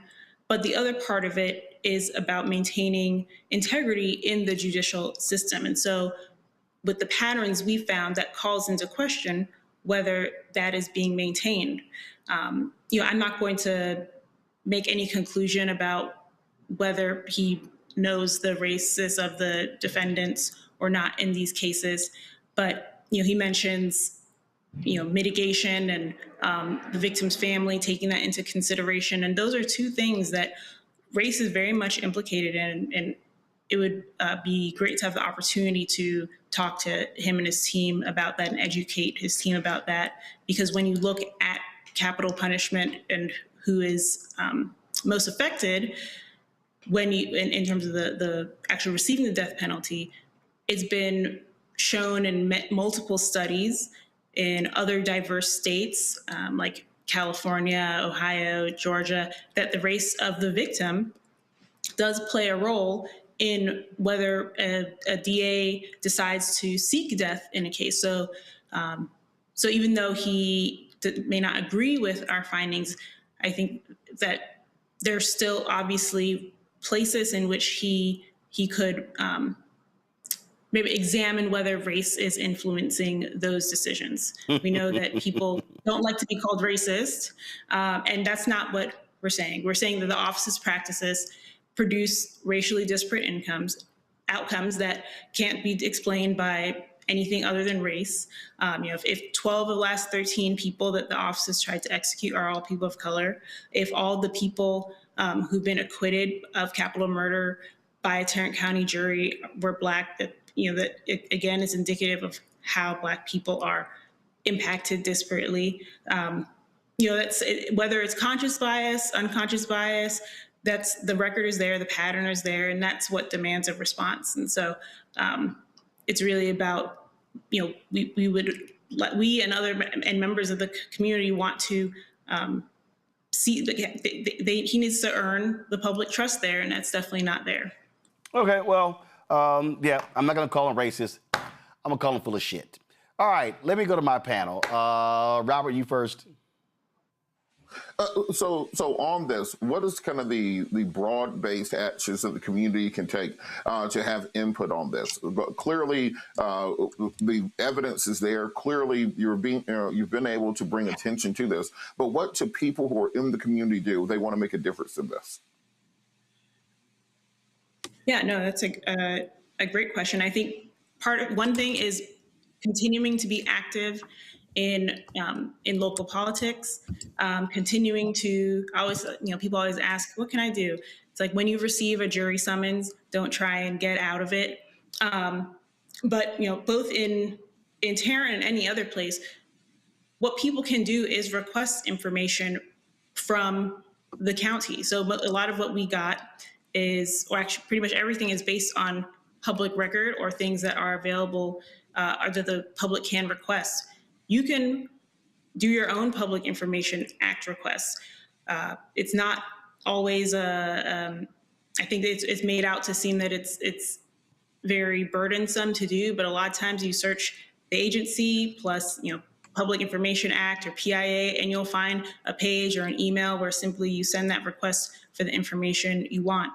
We do have a couple of recommendations that involve really just more transparency on the part of the DA, and then some possible collaboration with the Commissioner's Court, who, they are involved in budgeting and planning for the city. So people can also attend those meetings and voice their concerns and that they want action taken to address what's going on and to kind of audit what the DA is doing. Rebecca. So if in Tarrant County they're saying that they are colorblind, they don't see race, what exactly is the criterion that they use in order to determine which cases will become capital cases? Yeah, and that's exactly the question that we want answered. Again, the DAs, they have discretion. That is part of the job. But from what we've done, we've been able to show that discretion is producing these disparate outcomes based on race. So while we can't identify exactly what is going on and where it is, at some point there are going to be things that are indicative of race in deciding charges. It really calls into question, okay, if you are colorblind, in that, again, explain or at least be curious about why why these are the outcomes. If it were my responsibility and somebody informed me that the work I was doing was resulting in harming certain groups of my community, I would want to investigate that. Joy. So if we had a Justice Department and a Civil Rights Division that was really doing their job, what kinds of, engagements could they do on this? What kind of interventions? And is it still a possibility 2 to 3 years from now when we might have a different electoral outcome, a different person in the White House, a different person leading the Department of Justice? Yeah, I'm not sure I don't want to speak on something that I'm not certain about, but for us in Texas, the capital murder statute already exists, and so this really again is about the decision making of DAs, and what Tarrant is doing differently than other counties in Texas actually is using that burglary or robbery aggravator to make something capital. So, whether to have the death penalty, that's a whole other conversation. But perhaps, yes, if there is a different leadership federally that could have an impact on what's going on, it's unlikely. One of the things that affects investigation, I guess, more what I'm looking for. Yeah, like could we have an investigation into this and the disparate impact on communities of color, intentional or not, let someone else decide that. I mean, I feel like that's from a federal perspective, that's the kind of intervention, that's the kind of evaluation that we'd be looking for the Justice Department to do, because we know it's not going to necessarily come from Texas. Yeah, the problem though, or one of the problems is that legally, so there's a case, McCluskey v. Kemp, where what was presented to the Supreme Court was there are all these disparate outcomes based on race with respect to the death penalty. This is a problem. The court, 5-4, said, actually, no, this is not a problem. So it is kind of up to us in our states, in our counties, to really take control of that, because constitutionally, there's not much we can work with. But yeah, perhaps a different Department of Justice could be interested in looking at what's going on, especially with Tarrant. It is acting differently than the other counties in Texas, and that's pretty clear. Well, I'm going to say it. You don't have to say it. The reality is a Democrat Department of Justice will look at it differently, because there was an investigation of the jail conditions in the Tarrant County jail under Biden, Harris, under Christian Clark, who was the head of the Civil Rights Division. Yeah, that was all wiped away when Trump went there. So, yeah, I think it absolutely will be a different look. Estelle, where can people go to actually see the report? So you can go to our website, texasdefender.org. Search, on our homepage, you can see a link to it, but also under that resources menu, there is a link to the page about the report. And if you are in Fort Worth tomorrow at noon at the Old Tarrant County Courthouse, we will be there with faith leaders and other community leaders to discuss their responses to the findings of the report. Okay. All right. We appreciate it. Thanks a lot. Thank you. All right. Let me thank my panel for being with us. Let me thank Joy, Rebecca, and Robert. I really appreciate y'all insight on today. I appreciate it. Thanks a bunch. Folks, right now, Black Star Network headlines with Brittany Noble. The Department of Justice recently requested the names and contact information of every election worker in Fulton County, Georgia, who was involved in the 2020 election. This request was disclosed in court filings this week. The Fulton County Board of Registrations and Elections is now seeking a federal court in Atlanta to quash the grand jury subpoena issued by federal agents. The subpoena demands the names, addresses, phone numbers, and email addresses of any staff member who worked during the 2020 election. Attorneys representing Fulton County officials argue that the purpose of the subpoena is to target, harass, and punish the president's perceived political opponents. A recently removed black sheriff from St. Louis is asking a federal judge to dismiss criminal charges against him, claiming that the case is motivated by political bias. Former St. Louis Sheriff Alfred Montgomery filed a motion seeking the dismissal of charges related to handcuffing of Deputy Commissioner Tammy Ross from the City Justice Center. Montgomery is accused of tampering with and retaliating against witnesses connected to the incident that occurred back in February of last year. His attorneys argue that prosecutors relied on false testimony from the grand jury, improperly reviewed privileged emails from his attorney, and targeted Montgomery after he refused to resign amid efforts to remove him from office. In contrast, prosecutors assert that they have evidence showing that Montgomery abused his official authority. These motions come just days after Judge Steve Mayer removed Montgomery from his position. And the white mother has been arrested in Fort Myers, Florida, after being accused of attacking a 13-year-old black football player during a youth game. A viral video of the incident has sparked outrage online, with many questioning just how an adult could physically assault a child in such a setting. That incident took place during a game for the Southwest Florida Panthers youth football team. 34-year-old Renee Lambert is accused of repeatedly hitting the player. She told the police that she was defending herself after being struck with a helmet, but officials discovered that this claim was false. Video shows players from both teams getting into a scuffle with referees blowing their whistles. Lambert allegedly runs onto the field and appears to kick a player while he's on the ground, prompting several adults to rush in to intervene. Lambert now faces charges of cruelty toward a child and resisting an officer. Parents say this was not the first time that tensions escalated at a game involving her. She was recorded in a heated moment days earlier at a different event. The Fort Myers Youth Football Organization has permanently banned Lambert from all events and activities there. Residents in a historically black neighborhood in Indianapolis are opposing a proposed data center development. On Monday, the City County Council unanimously passed a resolution calling for a temporary halt on new data center projects in the Martindale-Brightwood community. Their objective is to pause data center projects in Marion County until May of next year. Proposal 158, introduced by White Councilor Jesse Brown, advocates for a moratorium while the city studies the potential impacts these facilities could have on local neighborhoods.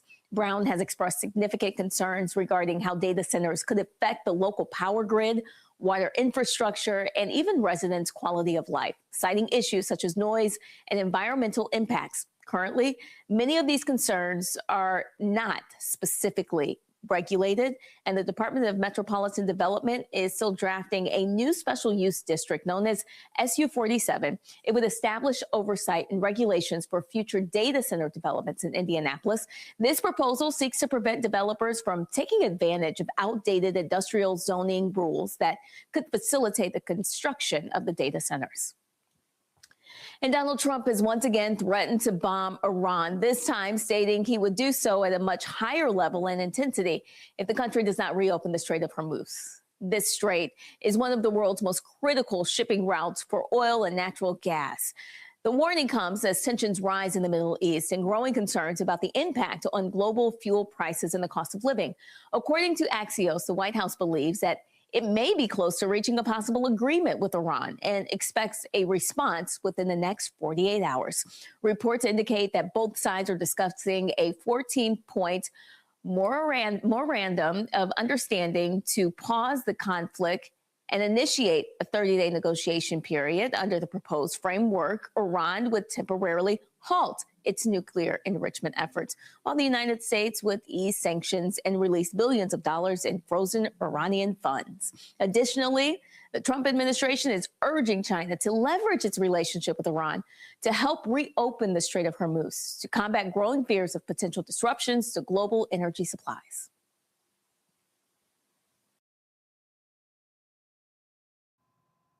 All right, Brittany, I appreciate it. Folks, don't forget, watch the Breakdown of Brittany Noble every single day at noon Eastern right here on the Black Star Network. Again, noon Eastern on the Black Star Network. All right, going to a quick break. We come back. Well, remember, former Oklahoma State Representative Donald Ross, a champion of civil rights who passed away yesterday. You're watching Roland Martin Unfiltered on the Black Star Network.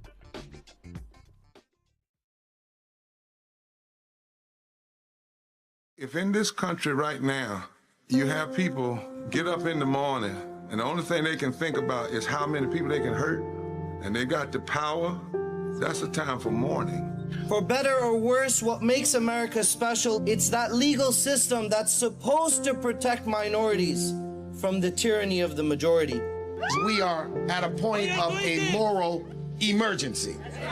We must raise a voice of outrage. We must raise a voice of compassion. And we must raise a voice of unity. We are not in a crisis of party versus party. We are in a crisis of civilization, a human rights crisis, and a crisis of democracy itself. And guess what? You've been chosen to make sure that those that would destroy, those that would hate, don't have the final say, and they don't ultimately win. I'm Mark Morial, President and CEO of the National Urban League, and I'm watching the Black Star Network.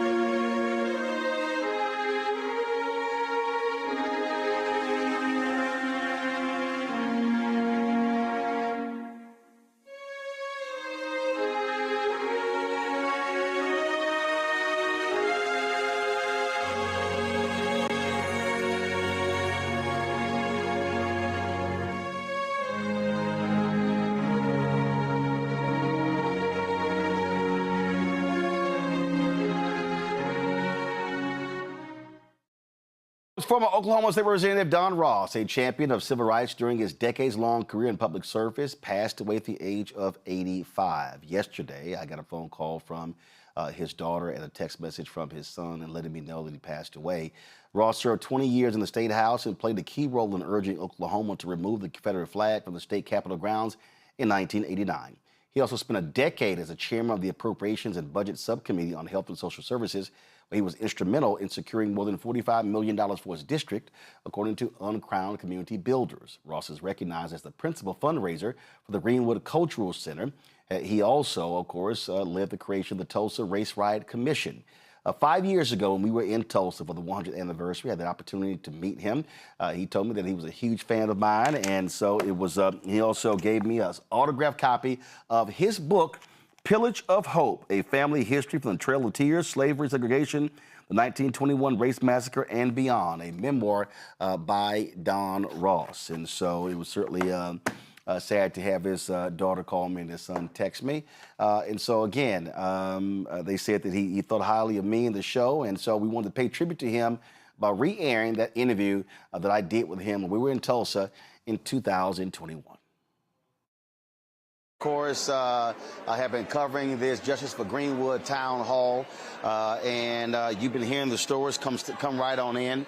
If you were watching the live stream when they announced that a former state official, Don Ross, was in the room, and so I had to let him know he was not coming to the town hall. He was actually coming here to chat with me. And that's why he's here, and he joins us right now on Roland Martin Unfiltered. Doc, how you doing? I'm fine. My back hurts, but I'm old. How old are you? You know what I mean when you get there. I'm 80.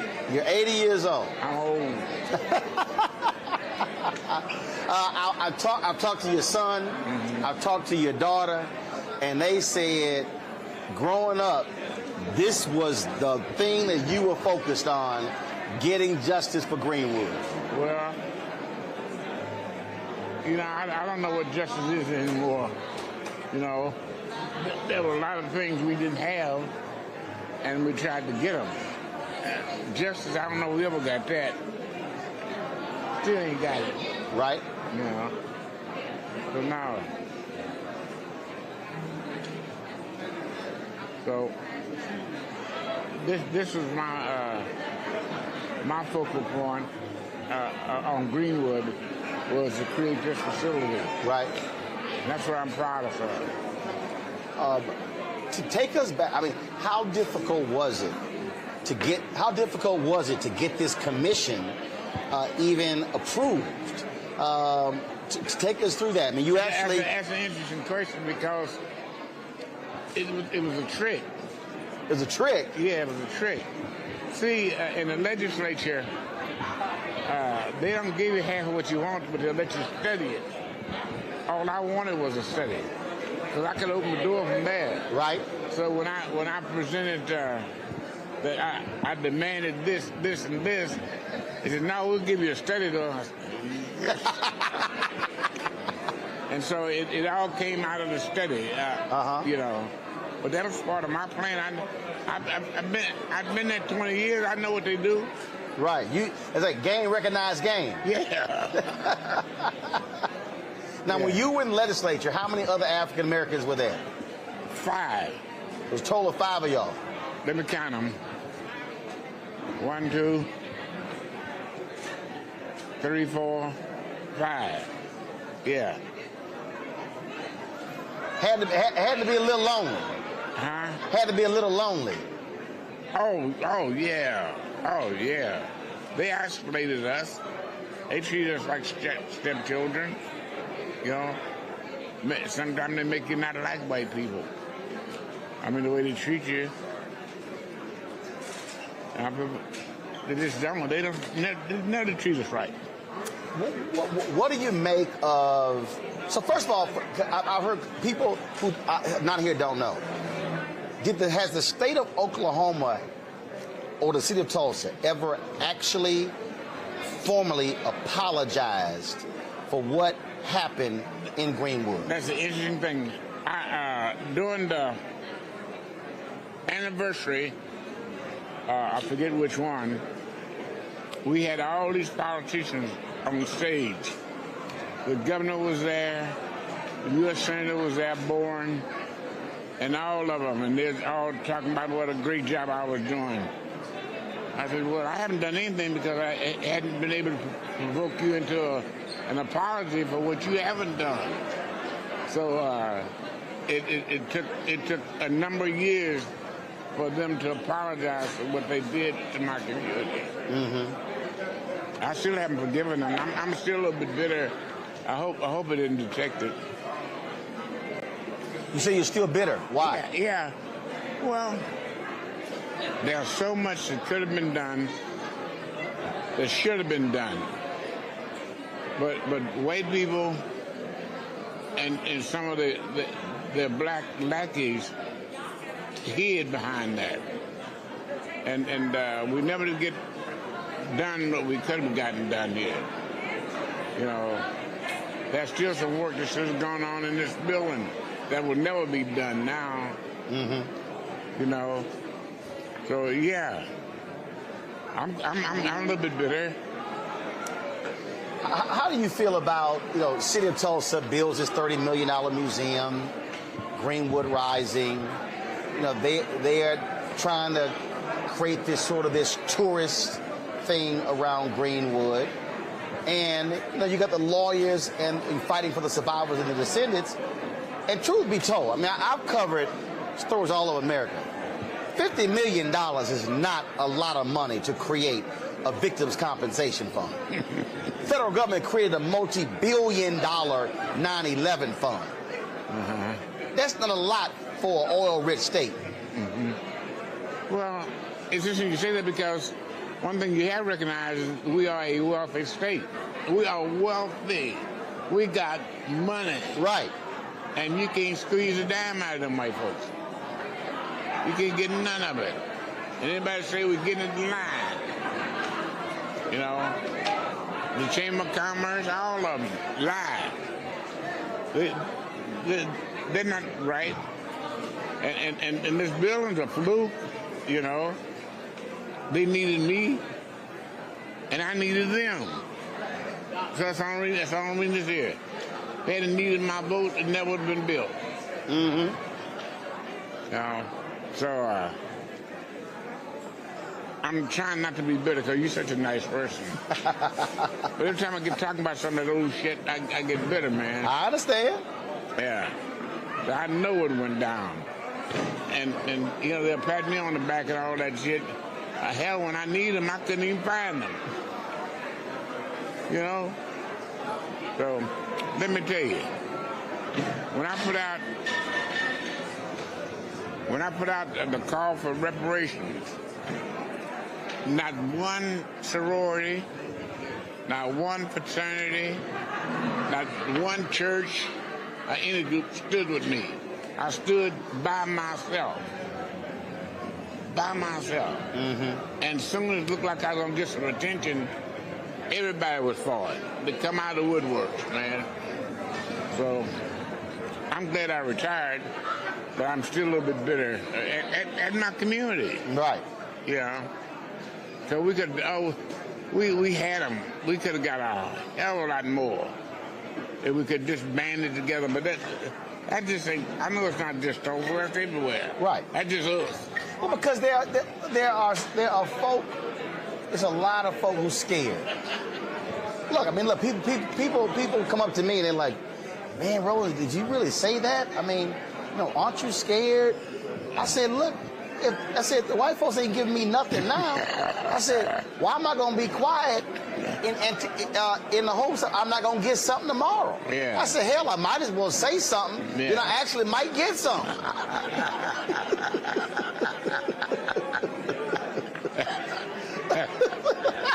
I mean, what's the Billy Preston song? Nothing from nothing leaves nothing. Yeah. Well, you know how I feel, don't you? I understand. Yeah. In many ways, I'm proud of my community, but more ways than not, we've been disappointed ourselves because so much we could have done, man. Mm-hmm. So much. But all that jealousy, city councilmen fighting the state reps, and they're fighting the state senators, egos are all around. So finally, I just quit. Mm-hmm. Now, when did you retire? In I've been in, why'd you ask me that? I've been in it 21 years. Okay. 21 years I was in it. So you figured it out. My math ain't that good. So you wrote a book, Pillage of Hope. This is the book right here. Because you wanted your story on paper. Not so much my story, but a story of how things evolve. Right.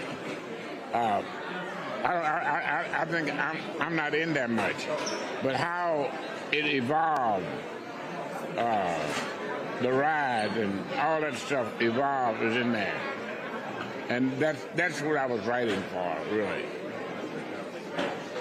What I was reading the tweet from Jelani Cobb earlier, and he's been going around Tulsa, and he said he's shocked the number of white folks today who actually believe the massacre never happened. Oh, I believe that. I believe that. I believe you can go 30 feet outside that front door and find something. You know, they said, man, this is a racist town. I know we say that about Chicago, say that about everywhere, but I think if we compare records, we got it. You said you compare notes. Yeah. You ain't never had no ride that killed, they say 300, could have been many 1,000 people. Right. Threw them off in the river and Samoan pits and all. No. It's a tough town. I've run into a lot of young brothers. We've been here since Thursday. And I've run into a lot of young. Oh yeah, we've been. You might well move in. Yeah. We've been covering stuff all over. I've run into a lot of young brothers and sisters. A lot of them are starting businesses, and they really are taking hold of Black Wall Street. I hope. I hope. Don't get fooled by this affair. Tomorrow they won't know shit. I'm telling you, man.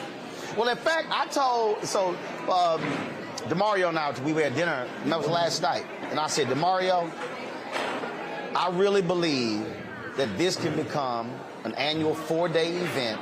I said, but, I said, like I did a panel called Reimagining Wall Street. Mm-hmm. I said, I appreciate being asked to do it. I said, but there should be actual business workshops on how to build the business, how to market, do financing.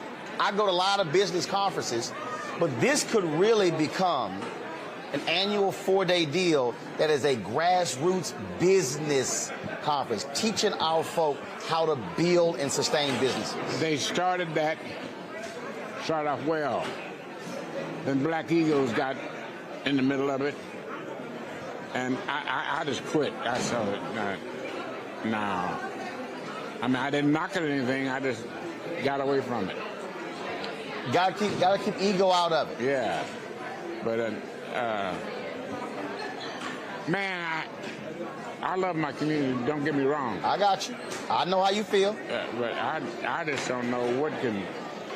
Oh, I get black folks who come on my YouTube channel, dogging me, talking to me, you not down for black people. Mm-hmm. And in fact, I had some cats yesterday yelling and screaming, you a disciple of the white man.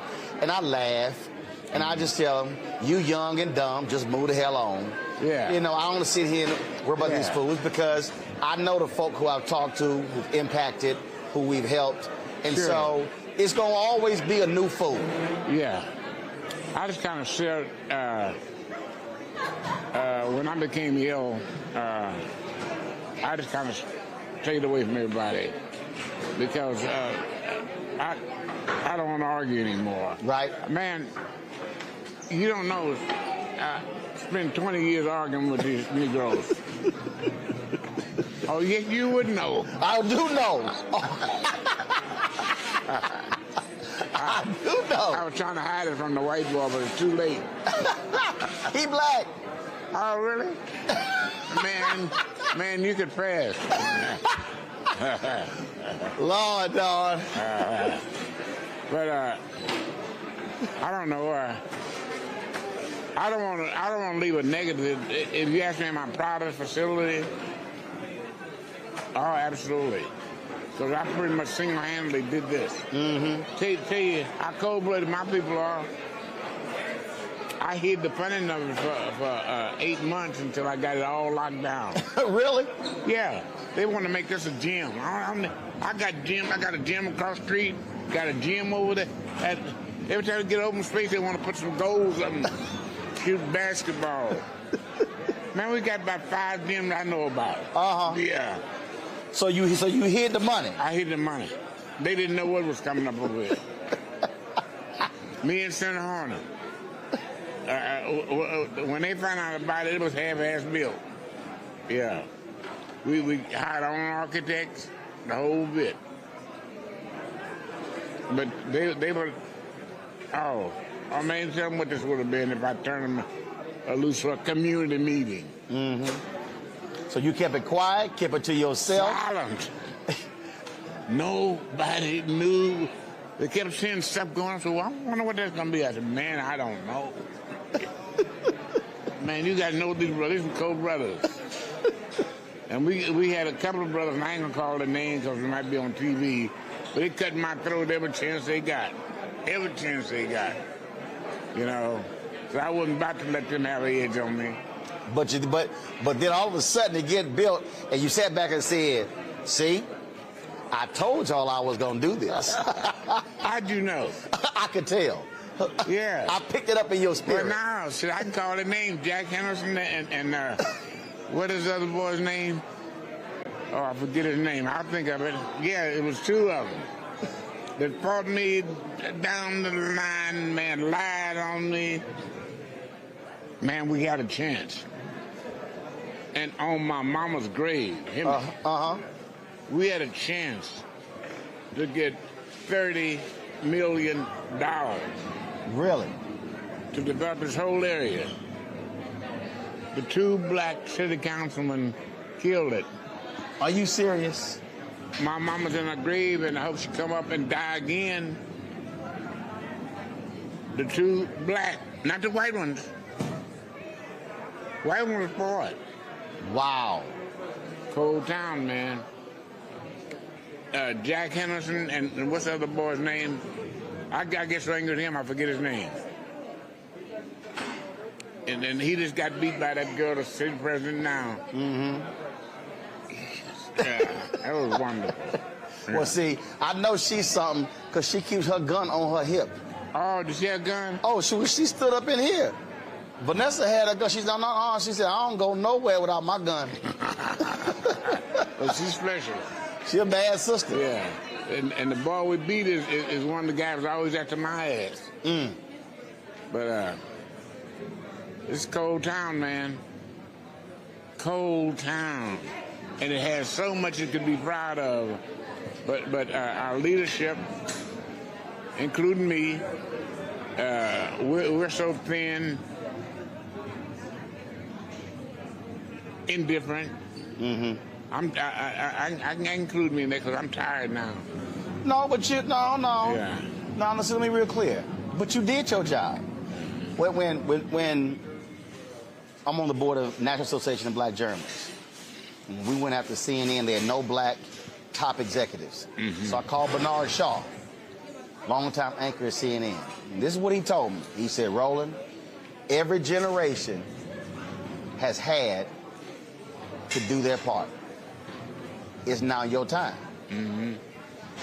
So you ran the race. Mm-hmm. You passed the baton. Yep. And You ain't supposed to run the race forever. Thank you for saying that.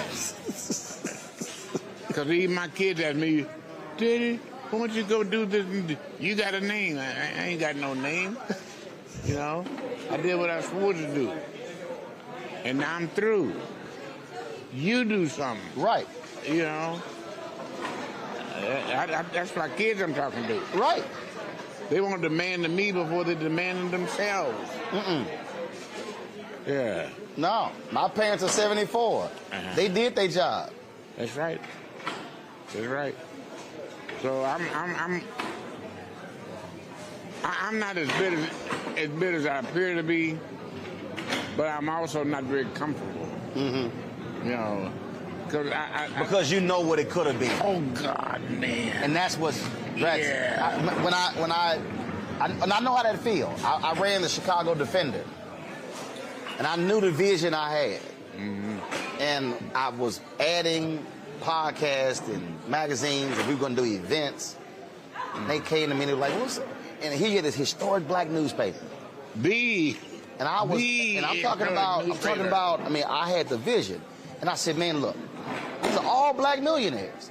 I said, "Look, if y'all would just get out my way and let me do what I've been trained to do, this is going to be one of the biggest black-owned media companies in the country." I told them. They sat there and said, "We just want to be a small community newspaper." I said, "I got to go." Yeah. I left. I sold that newspaper and the Black Dispatch when I was a kid, about, I guess 18. Mm. No, younger than that. I don't know how old I was. Shit. I've been gone 14 years, and it still hits me what could have been. You know what I'm talking about? I'm telling you. Look, I've done a lot of other things. I got my own company now, but I'm sitting there like, if y'all would just gotten the hell out of the way mm-hmm. and just let a young brother do what he was destined to do, what it could be for our people. They were jealous of you. They were jealous of you. You had the vision and the energy. And I'm telling you, I know it because I feel that's the way they treated me. You know, you had the vision and the energy to do it. Right. You were creative. Right. Yeah. All right. What are you? Last question for you.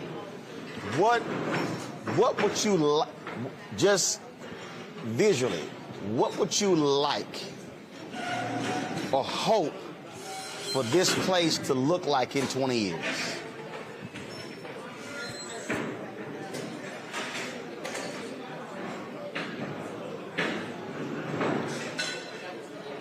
I'm going to say this, and I don't mean to be negative, but I just have to be.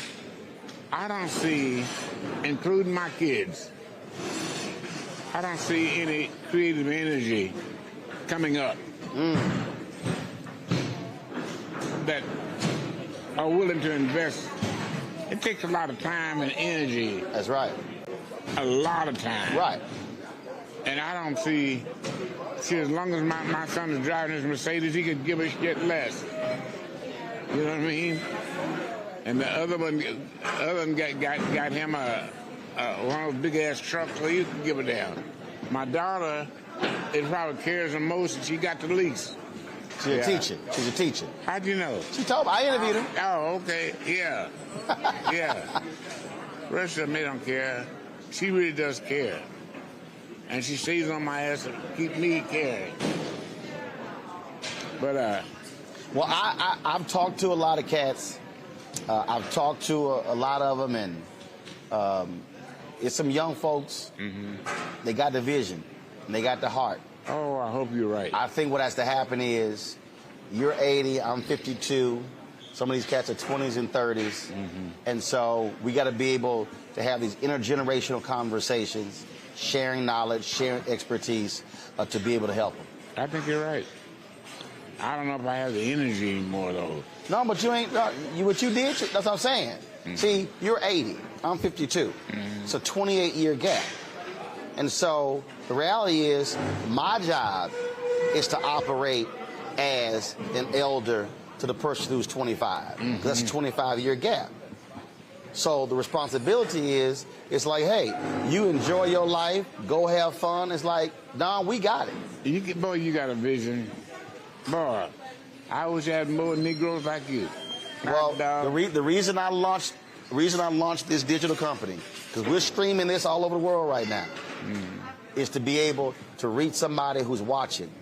And they listen to you, and they listen to me, and we're teaching every single day. We're broadcasting every day to create a bunch more meetings and a bunch more use. Well, you sell advertising on it? Yeah, we do that as well. Okay. Absolutely. Yeah. But the fan base also gives to help us. They gave last year $672,000 for us to keep broadcasting. Oh, good. You have arrived. Yeah. You have arrived, my man. Well, we would like to give $1 million, but look, we're gonna take every single dollar. But the point is to use it and to teach and to give information, because information is power. And then we do that. Look, it's not on. All I can do is give it. They got to be able to take it, but you got to have somebody who gives it for you to take. Boy, you understand it. You sure do understand it. You do, man. Man, you give me hope. It's a lot more. It's a lot more me out here. Trust man, I haven't met him, but I'm locked up in this country town here, and he said, "Ain't that country?" I can't even say it now. Well, we gonna stay on this wall. We gonna keep hitting them. I asked your daughter, I said, is he coming? Is he coming tomorrow? She said, no, he's not coming. And she said, well, he might come talk to you. And then when she told me, she says, they called me this morning and said, he coming just to talk to you. Oh, you talking about kicking me in my ass? I didn't want him to come to talk to you. I got a raw on my back. She was kicking me in my ass so hard. But I'm glad you did. I am too. You know, I watch you all the time. And had it not been you, I wouldn't have come. I know it. Because I didn't feel like it. I didn't. Well, I appreciate that you did. Yeah. And I'm glad that you signed the book. Yep. I'm definitely going to read it. And let me touch my man's hand. Yeah. All right. He lives here. He's a videographer here in Tulsa. We hired him. Have we met before? What do you do? He's a video guy. Oh, okay. And he's on my team from D.C. Oh, yeah. The big shots there. He's on my team from D.C. Okay. Hey, Team D.C. Yeah. Well, I'm going to ease him out of here, good friend, and let you go do what you got to do. Everybody who's watching, the book is called Pillage of Hope, A Family History from the Trail of Tears, Slavery, Segregation, the 1921 Race Massacre, and Beyond. Memoir by Don Ross. Don, brother, I appreciate it. My pleasure. My pleasure. I appreciate it. Y'all can take him away. Yeah. Your chariot awaits. Well, I was wondering who's going to be long-winded, you or him. He 80, but he still go. Drag him here, kicking and screaming. He told me. He said his back still hurting because y'all dragged him here. I appreciate it. You be well.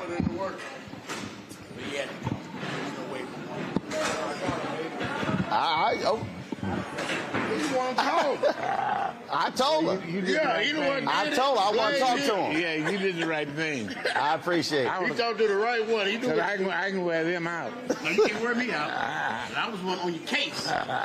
You doing this to me. You got to take credit. That's what you would do. Yeah. I appreciate it, my brother. We appreciate you. You be well. All right. You take care. Yep. Yo. I want something to eat, but I don't know what.